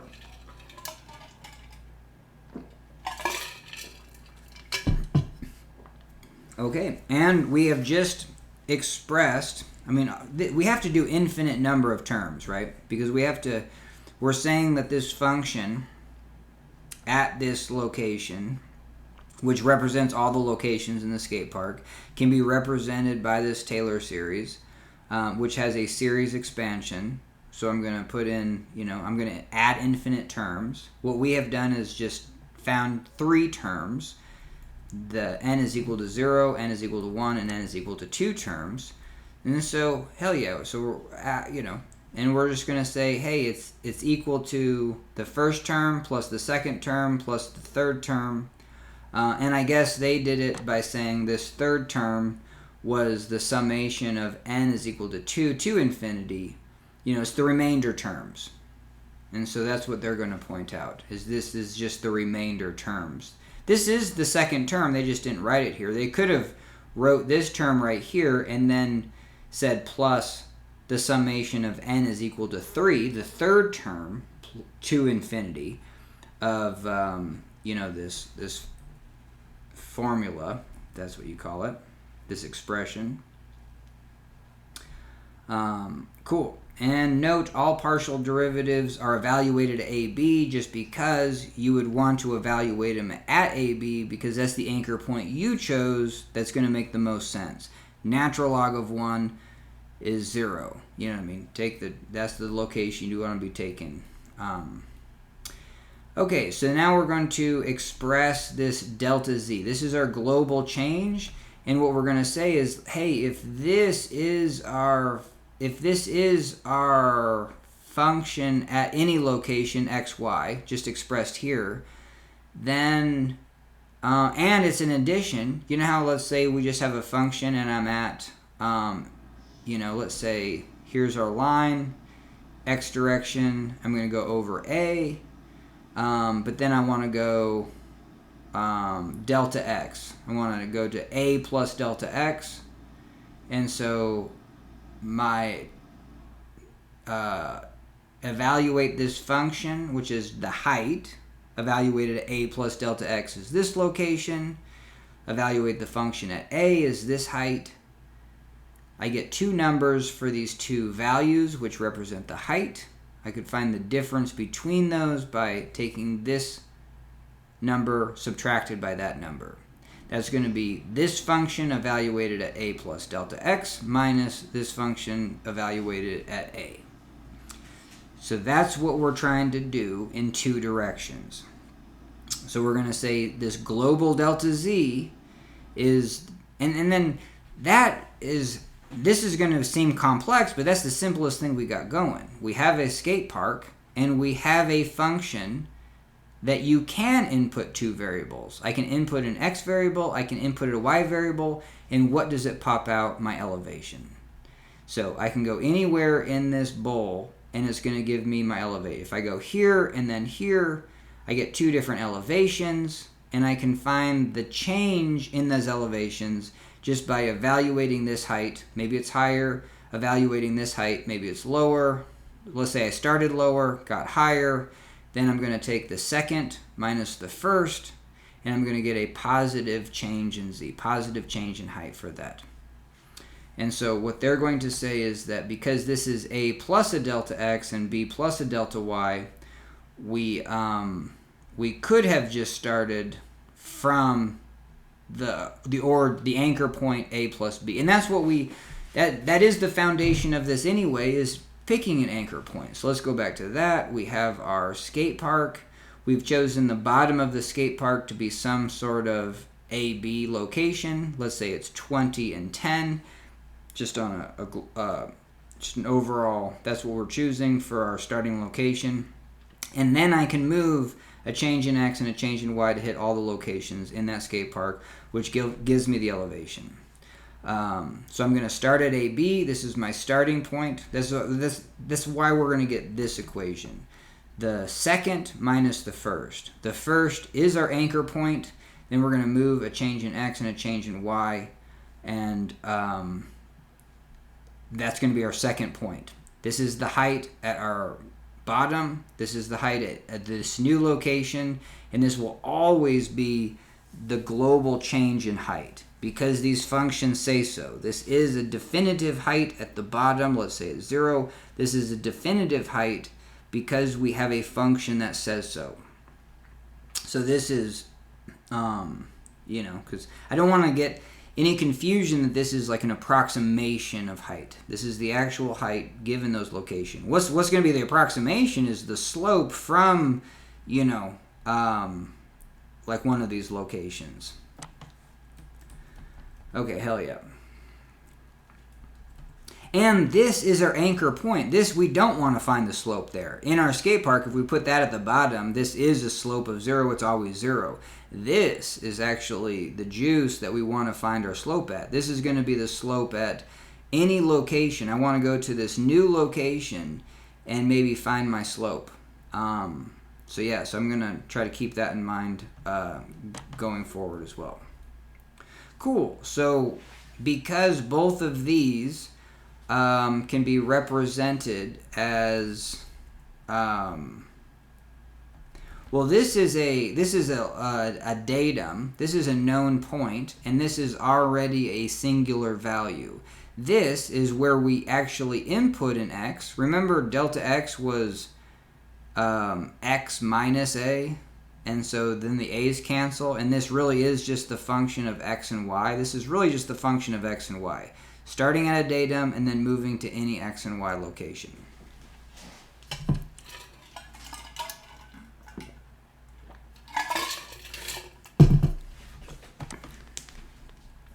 All right, hell yeah. Okay, and then so we just represented this as a Taylor series, and this is just a singular value. Because in our representing this, any location in the x and y as a Taylor series, we get this f of AB plus the first, this is the first term plus the second term plus the third and remaining terms. I'm going to subtract that from f of AB. Oh, this has an f of AB. And then I'm going to subtract an f of AB. So that's what's going to happen here. And now those are going to subtract and lop off. And actually, you could explore with the AI engine. Is like, hey, I'm sure there's some very significant, it's kind of like when finding the slope, and you're having this triangle above like a rectangle. Like the area of the rectangle is irrelevant to, maybe the. I don't know if that's a good analogy, but so it's like, if you're at this location and then you want to find your height at this new location, it doesn't matter where your height you started from. You're just trying to find the difference in height. And so that's why you get these similar terms to always lop off. So it is the representation of a square under a triangle when you're just trying to find the height of the triangle, which represents your change in height. That's what change in z is, change in height. So there is a graphical representation of why those two cancel, and that could be very useful to kind of spot and to feel like you have kind of confidence in why that's happening algebraically. Okay, so here is our Taylor series expansion, and that's going to be this term. When we subtract that term, we're just left with this. So let's show that. So this delta z is going to be this term plus all of this other stuff. And then so now let's see what it says. Group higher order terms to identify the errors, E1 and E2. To match the target equation, because that's what we're trying to match an equation to. And so this is the equation that we're trying to match. We're trying to actually get it to have this, these two FOIL plus these two FOIL to get this dz, and then we have some sort of error. And so we're going to look at the second term, so when this is the second term, we're just going to look at when n is equal to 2, and again that was right here. We're going to have half of this one. We're going to have, because this half foils through, so we're going to have half, just one of those, and then a half of that. We have this delta x squared, this delta y squared, and then a mix, and that's kind of like a twisting state as you take the differential of 1 differential of x. The other portion of this is, as long as it's continuous, you can take these differentials in any order you want, and that was important because when you FOIL these through, you're going to have a delta x times delta y, and then as you FOIL these through, the order might matter. But if what we're going to find is that they can be mixed, and the two of them can be added together because the order does not matter if it's a continuous function. Okay, so when n is equal to 2, we're going to have that 1/2 of the... Oh, and see, they already even factored stuff out. That's the other thing, is that we are trying to... we're trying to group terms. So this part of the proof is like, there's no way I would have been able to identify this, is that we have a delta x here. We have a delta y here. We have things in this that have delta x's and delta y's in them. And so we can have things in this delta x camp, and we can have things in this delta y camp. Even right now, I can say that if we factor out a delta x out of this, we're just left with the partial. Differential equation of this with respect to x. If we factor out this delta y, we are just left with this single partial differential equation with respect to y. So let's see how this will run. And when we let's go back up to this one, because they did it all in one step. If I have this, I have 2 of these x squareds, I have only 1 of these x's, and I have 2 of these delta y's. And so I can put these into 2 camps. I can factor 1 delta x out of here. I can also factor a delta x out of here. And I just noticed, based on notation and just the way you would do things, is that's kind of the way you would do it. You would factor this delta x out, and you would factor 1 of these out. This doesn't have a delta x, so you're going to factor a delta y out of this, and it's going to go into the delta y camp. So hell yeah. So now let's show this. So this is part of the delta x camp. This is delta y camp. This so this foils through, and then this foils. So these 2 terms are exactly what we said. This was that delta y squared. We're going to factor 1 out. This was that delta x squared, we're going to factor 1 out. This was the mix, we're going to factor out that delta x. So now all of this is the delta x camp, all of this is the delta y camp. And then you can apply this grouping strategy even farther to all the higher order terms, you know, your third derivatives. But what's going to happen, I don't know. Well, I guess we're going to take a look at a second and see what... I want to figure out where they actually introduce this error term, because to introduce the error term is you've already identified the other term, that this term is dz. So that's kind of... They don't really do a good job of explaining that.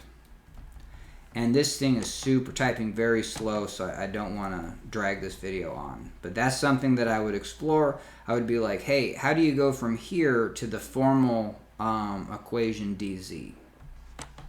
I think it's just as you take delta x and delta y approaching dx and dy. You know, basically approaching 0.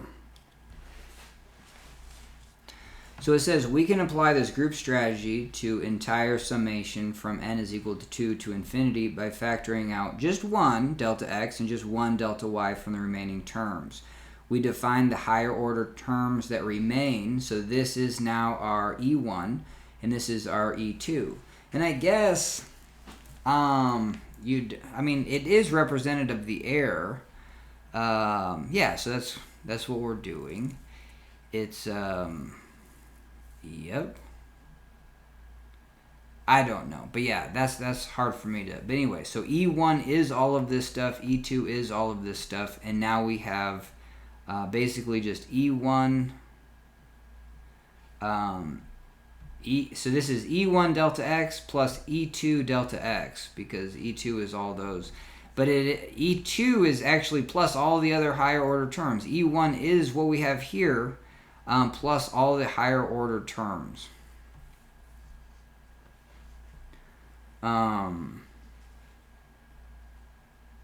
And we did not lump.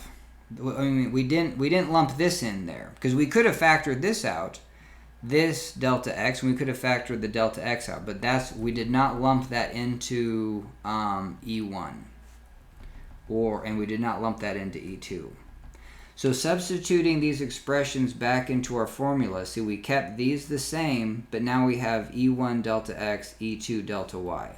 But now we can rearrange terms and get the delta x's together, and even FOIL the delta x out or factor the delta x out, get these two y terms together, and factor out that delta y.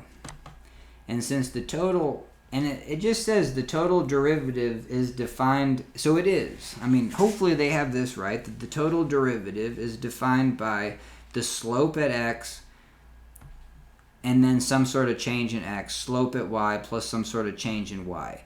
Because the derivative is like putting a flat tangent plane to that location, and it's linear. And so any change in height from that location, definitive change in height, is just the slope in those directions times the distance you travel in those linear directions, because it's a linear tangent plane. Sweet. And so now you can sub that in for those terms, and you're left with E1 delta x, E2 delta y. Now we can take the limit as delta, or we can just show that, you know, if we took smaller changes, if we just moved smaller in the change in x and change in y direction from the location that we're at, and the location that we are at, again, is just any point in that skate park. We can take any point in that skate park, and then a small change in the x east, a small change in the y north is going to, these error terms are going to go to 0. It's going to be like we're on a flat surface. So even though we're on a curved surface, at a microscopic level, we are on a very flat surface, and we're basically on a tangent plane if you zoom in far enough. And so that's what this limit represents as delta x. As we choose smaller changes in x and changes in y, those error goes to 0. By inspecting the explicit forms E1 and E2, we see that every single term remain in their expansion is multiplied by at least some positive power delta x delta y, or both, assuming that the partial derivatives, so its continuous function and is well behaved at that anchor location, taking the limit of E1 as delta x and delta y approach 0 is 0, and taking the limit as delta x delta y approach 0 is of E2 is 0. So again, E1 is this strung on to infinity, and what happens is that you have some sort of, and even though this is a derivative, we have some sort of location in our function xy. We're going to take the derivative of that, which is the slope, which is still an individual value. We take the derivative of that with respect to x, with respect to this direction. It's a partial derivative, but that's going to be the change in the slope. So that's still just an individual value. So that's getting back to the fundamentals, that if I evaluate a function at a point, I get a singular value, even though it's a multivariable function. If I find the slope of a multivariable function, with respect to one single direction, I'm going to again output a single value. If I'm finding the change in that slope of that function evaluated at that point A, B, with respect to a change in just one single direction, because that's all I can do for a differential equation. I can only change one direction at a time, but that is still a singular value. So this is always going to be a singular value. And as delta x approaches 0, a scalar times 0 is 0, which is it's a headache because it's completely opposite of this. This is the slope. Why is, and then so that is why this isn't approaching 0. So maybe, but no, it is too. I think there's probably two ways to express dz. You could probably express it like this, or you could put dz as dx dy. After all this, I'm going to make that hunch and not look it up, but I'm going to be almost kind of confident that those two are related. Because one says you can go as much as you want in the x and much as you want in the y, because we're treating those slopes as a flat tangent plane, basically like a board of wood coming up underneath the skate park shell and touching the location that you're on. Or if I just move, and we already talked about how if I'm on a slope and I move an imperceptible distance in the x direction, I had to move height. There's no way to move a non-zero number in the x direction and not move up a non-zero direction up. And so this always indicates the slope, which is just its normal value, a scalar, and this always indicates some sort of number that's still not 1. So I find it difficult actually to see that it must come down to the higher orderedness of this. I think I need to explore that more. That as you actually turn this term down to, so let's say we turn this one down, we still know that the slope never changes. The slope under our feet doesn't change. This distance we're moving slightly this way, we're still multiplying that distance by the slope, so we still move up. We never not move up in this equation. We never the distance that we move up in elevation in this x direction, which that's what this part is expressing, is never 0. Even if we make our delta x very close to 0. And same thing in the y direction. I think one thing that I need to look up is why that when you add these two up, do you get a perfect match that this represents the change in, well, no, it's a flat plane. And so, yes, if you would, this is interesting. If you are on a flat plane, you are like, you're moving one way, and then you're moving in a linearly independent direction the other way. That's your xy parts, and this will, yeah, that's fascinating. This will always represent the change. I'll have to look at that from a geometry, but yes, there is only if you have a curved surface does that get affected. But if you're just on a board, and I know the slope in the x direction and the slope in the y direction, I should do this experiment with a sheet of plywood. Pick two perpendicular directions, find the slope with a slope calculator, change my distance, change in x, change in y, and then just kind of figure out what my change in height is. Because yeah, that's I'm gonna take another break.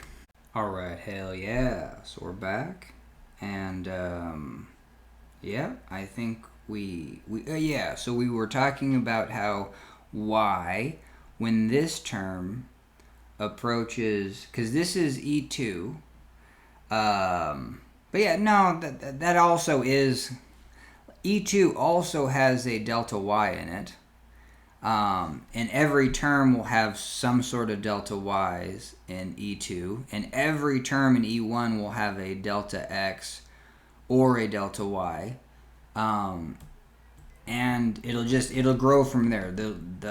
So when you even get more of them, so you're always we're fine on that, because E2 can still just have one delta x. Yeah, so right here E1 has one delta x, and E2, this first term only has one delta y.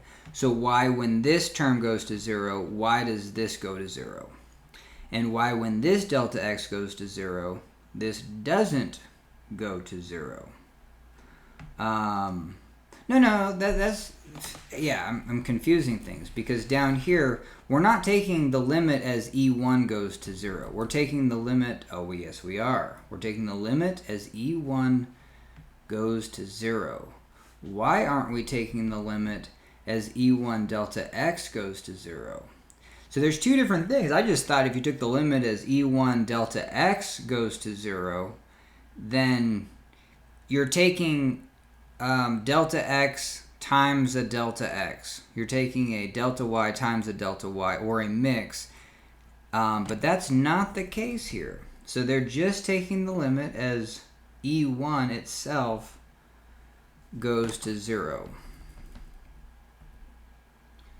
And if we have time, I'll actually type in is just like, I think you can do this because of what I'm going to explain right now. Because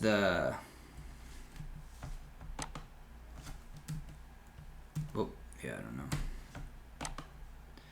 Okay, so let's take a look. I don't know what would do. Okay, there we go. Yeah, I've got so much stuff on the screen. Okay, so we have this x direction. This is E1. And we have the second derivative of the function. So let's pick some sort of location on our skate park where we have some sort of positive slope. That slope's going to steepen. And so the second derivative of our function in that direction is still going to be a positive scalar. But then as delta x approaches 0, is that why? Is that because this is just a,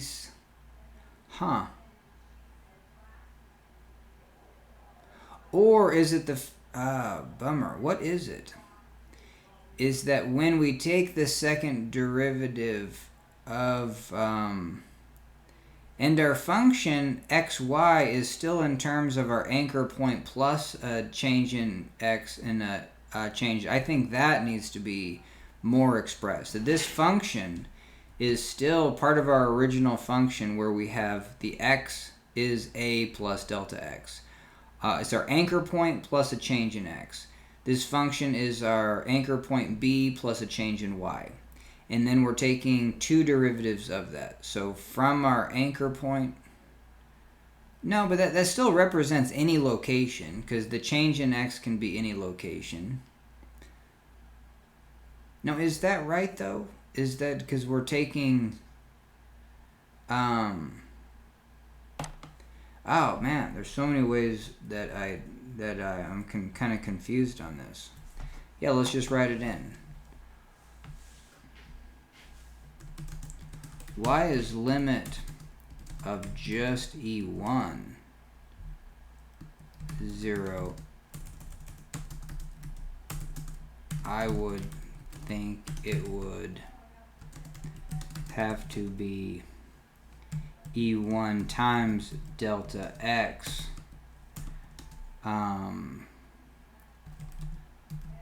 where delta x y goes to 0. Yep, and this is probably the trickiest part for me of this one. And this is right at the end. That's why it's just like, yeah, the ends of problems are just like, okay, I followed everything until like the hocus pocus part.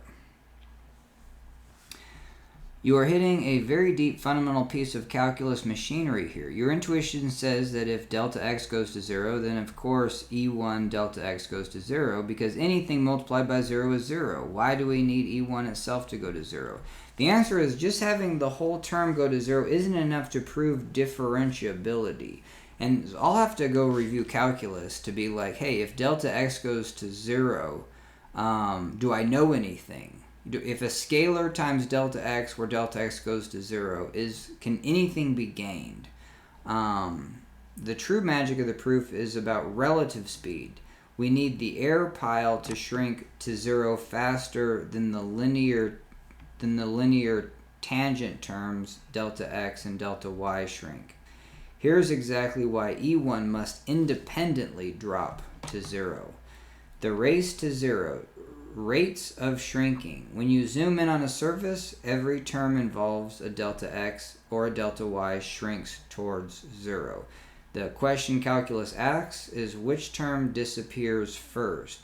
Let's look at the two components of our real change. The linear part, the target. This was the slope, delta x, and then the error was the E1 delta x. If we take the limit delta x approaching to 0 to both terms are getting crushed. To see which one dominates, so this is in. So we're actually looking at, because we're adding these up, one, if we start to add an imperceptibly small number, to the number that we're actually calculating, then we know that this one maybe goes to 0 or something like that. To see which one dominates, we divide the error by the step size to see the ratio of error to the step. Oh, so it was already built in. We're taking the error divided by the step size, which is E1. If E1 does not go to 0, let's say it says suck at a constant number like 5, then the error is always exactly 5 times larger than your step size. This means no matter how microscopic you zoom in, your error never stops polluting your linear approximation. And this is so fundamental to doing proofs, and I'm ready for it to kind of learn this stuff on error because it's important. College students just don't get introduced to it because you'll just get depressed. For the tangent plane to be a perfect match, the error must become insignificant compared to the step size. The only way that will happen is if E1 approaches 0. A real-world failure, the sharp corner, continuous but not smooth. To see why E1 going to 0 is the ultimate test for smoothness, let's take a look at a function that has a very sharp crease. If you try to approximate this sharp crease at the origin using a slope of 0, your setup looks like this. And is that right? So this is, well, the slope is 0. Delta x plus E1 delta x. Because the actual graph is a straight diagonal line with a slope of 1, the true change is just delta f is equal to 1 times delta x. Oh, because the actual slope is 1. Yeah, if you do have this, and you do get a crease, a V-shaped crease, yeah, and then the true slope is 1. If you try to approximate this crease at the origin using a slope of 0, that's interesting. So you're trying to approximate the slope at the origin of 0. The true slope is 1. So 1 delta x, 0. So then you would have your error is equal to 1. Notice what happens. As delta x approaches 0, the whole term absolutely goes to 0. Your intuition was right about that part, but E1 itself stays stuck at 1. It never goes to 0. Because E1 fails to drop to 0, it proves that the error term scales perfectly linear with the step size. The crease never flattens out no matter how far you zoom in. Summary. The definition of locally flat. E1 times delta x approaches 0. It just means the function is continuous with no gaps. So this is continuous, no gaps. So this would be good enough for the absolute value of x, the one that has the crease. If E1 goes to 0, it means the error is shrinking faster than the step size. So that is a whole nother branch that I was not prepared for in the solving of this problem. So I'm glad we're kind of ending here. I'll continue my journey forward on this aspect. When E1 approaches 0, it guarantees that if you zoom in close enough, the error becomes microscopic. So I'm going to say show step by step how they calculated E1 to be 0.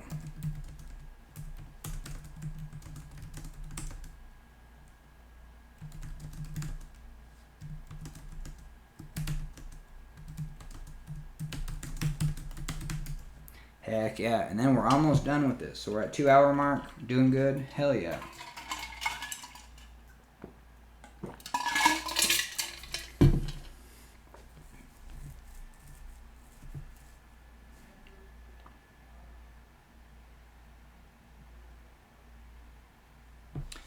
Alright, to see why this goes to 0, as delta x delta y goes to 0, we have to look directly at how E1, epsilon 1, is constructed inside the Taylor series machine.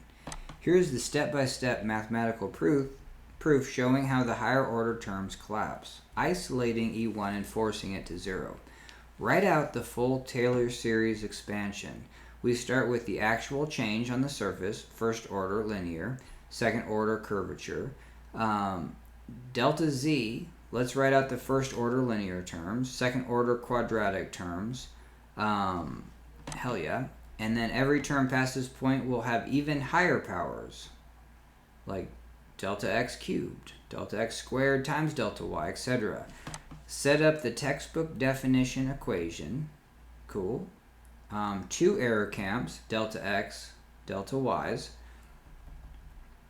Now we set the 2 expressions for delta z equal to each other. Oh, that's interesting. Oh.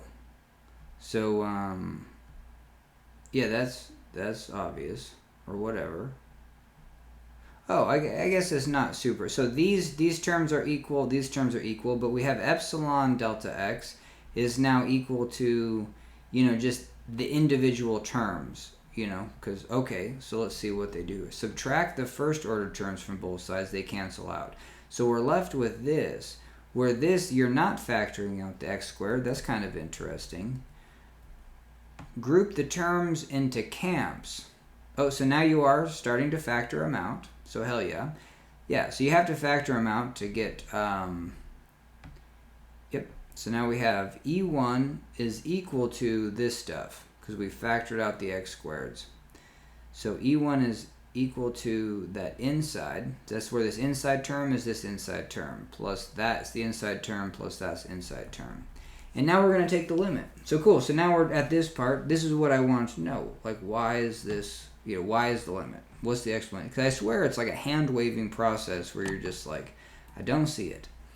Because the function is smooth, these second-order derivatives, they're second order, I see that, evaluate to standard fixed constant numbers. We talked about that. Second-order derivatives, which is the change in slope, is constant. When you plug in delta x is equal to 0 and delta y is equal to 0, you get a constant times 0, constant times 0. So then, why this works? Because the Taylor series successfully peels away the first order steps, every single term remaining inside E1 is still attached to at least one leftover tracking variable, delta x, delta y.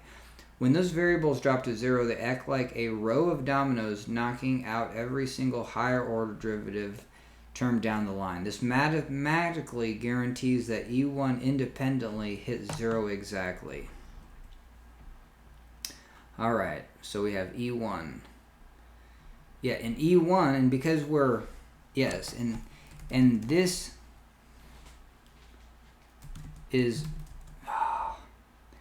very different solving for E1 as limit approaches 0 for delta x, delta y. Then finding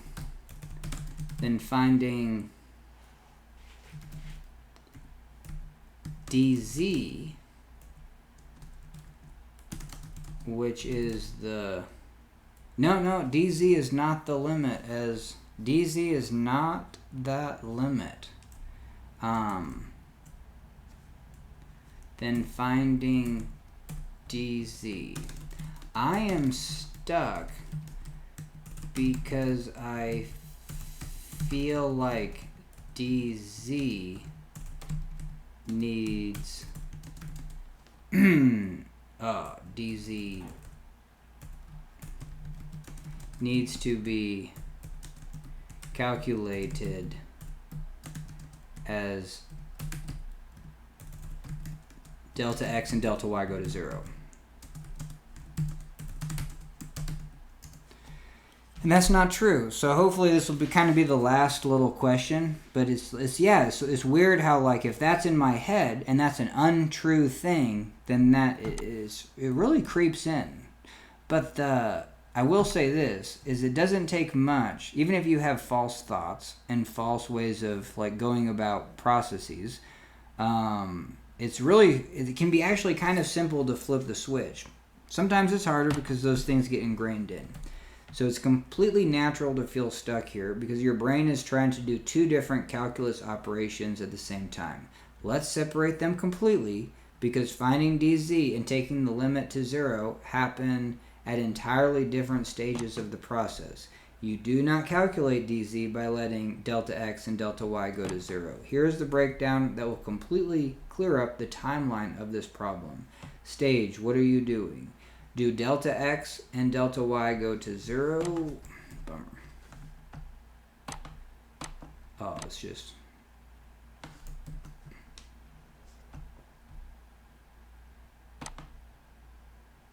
close the sidebar. Oh, everything's super slow. Cool. Oh, and it's still... Alright, what is the result? So, stage 1, finding dz. Freezing time as your starting point and building a flat tangent plane approximation. No, you leave delta x and delta y as finite usable step sizes. A formula for a fixed flat plane dz is the and this fx, this is confusing to me. I'm new to this. This means partial. This means partial derivative of the function with respect to x times delta x plus the partial derivative of the function with respect to y delta y. And stage 2, the proof. proving that your stage 1 formula is actually valid at a macroscopic scale. So this is kind of useful. Hey, we think this is dz. We know it's delta. We know it's delta z, this plus some error. And so we need to know if the error shrinks to 0. Yes, you shrink the steps to 0 only to show that the error terms E1 and E2 vanish. Mathematical validation of your tools. And so, and I'm just going to say, I'm going to say dz is equal to fx. That's another way to write this. Partial of the function with respect to x times delta x plus fy times delta y, because the flat plane tangent at that point can be traversed along this linear slope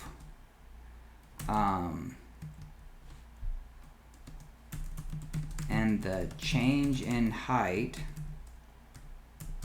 dz will always be accurate no matter how large your step size in delta x or delta y direction. Alright, hell yeah. And TV's turning on, so this will be the last thing, and we're going to be done with this. Heck yeah.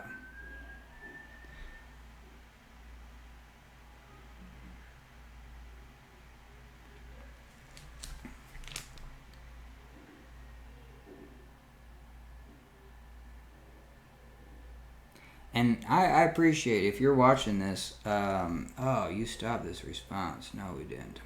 Yes, we did. Copy it, paste it.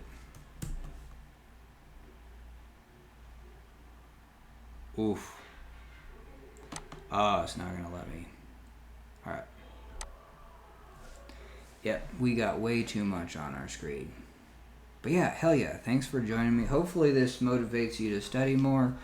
Really appreciate everyone. It motivates me, you know what I mean? Sometimes this stuff is directionless. You're like, what are we even doing?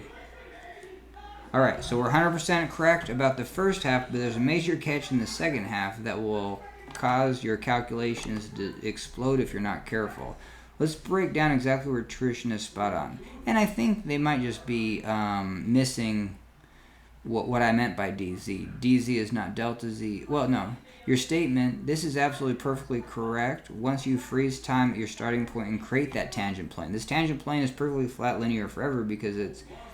So the catch, what does accurate mean? So that's where they thought. Like, obviously, the change in height isn't the real. This is the only... It's only true if you add one massive condition. dz will always be 100% accurate for calculating the height change on that fake. Yeah, so it's 100% on the fake. So that's why they didn't agree with me 100%. But dz will become wildly inaccurate for the actual height in that skateboard park. Like, duh. But that's what we were saying. It's like, still, this dz is a mathematical tool that we're using, you know, and we're adding it to the air. And so, yes, if we are far away, that air sucks. But that's why in that second part, we don't get far away. But hell yeah, so I think I'm saying that right. If your step size are teeny, the flat plane sit right underneath the curved surface and almost mimics it. You know what I mean? If your step size are large, you're going to get horrible air. And so, but still, you're taking a flat plane underneath. Yes, so it is accurate no matter what. But if you're trying to find the actual surface, hell no. But yeah, we're beyond them, the AI engine, thinking that we messed that up. There were some really cool times in this process of being like, hey, am I explaining this? You know what I mean? Like, Yeah.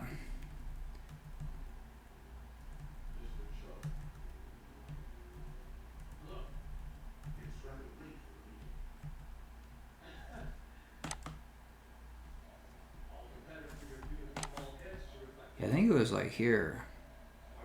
Yeah, this is where I asked is just like, hey, I feel like I'm expressing like this problem, even though I'm reading the solution. I think I'm expressing back the actual problem.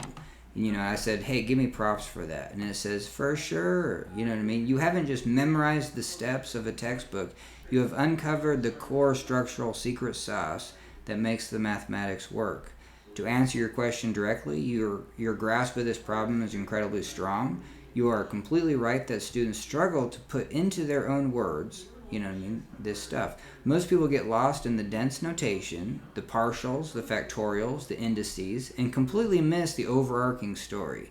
And so we have successfully zoomed out and captured this narrative. And this problem is just, I mean, if it was on a test or something, you'd be like, nope, I'm packing my bags. You know what I mean?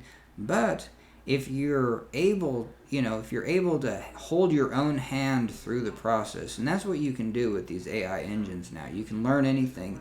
And it's just, I encourage myself and hopefully others to, we live in a new generation. 2 years ago, I was just like, it'd be cool to get Chegg to even see some of these solutions. And then I was just like, well, they're out there. You can just go pop on PDFs and find solutions to problems. And what you realize is that unless someone's spoon feeding you them, they're difficult to follow. You don't know the magic tricks, and you're almost left feeling dumber. You're just like, and depressed. And so, but yeah, this AI changes things because you can be like, hey, like, I think I'm getting this. Tell me if I'm not. But let's find ways to explore and let's find ways to express step by step, problems that are too difficult into bite-sized steps. Because if I'm asking the question, I must be ready for the question. You know what I mean? So if I'm asking about a solution to a problem, you are ready to learn about that problem. So hell yeah. Thanks for joining me. Booyah.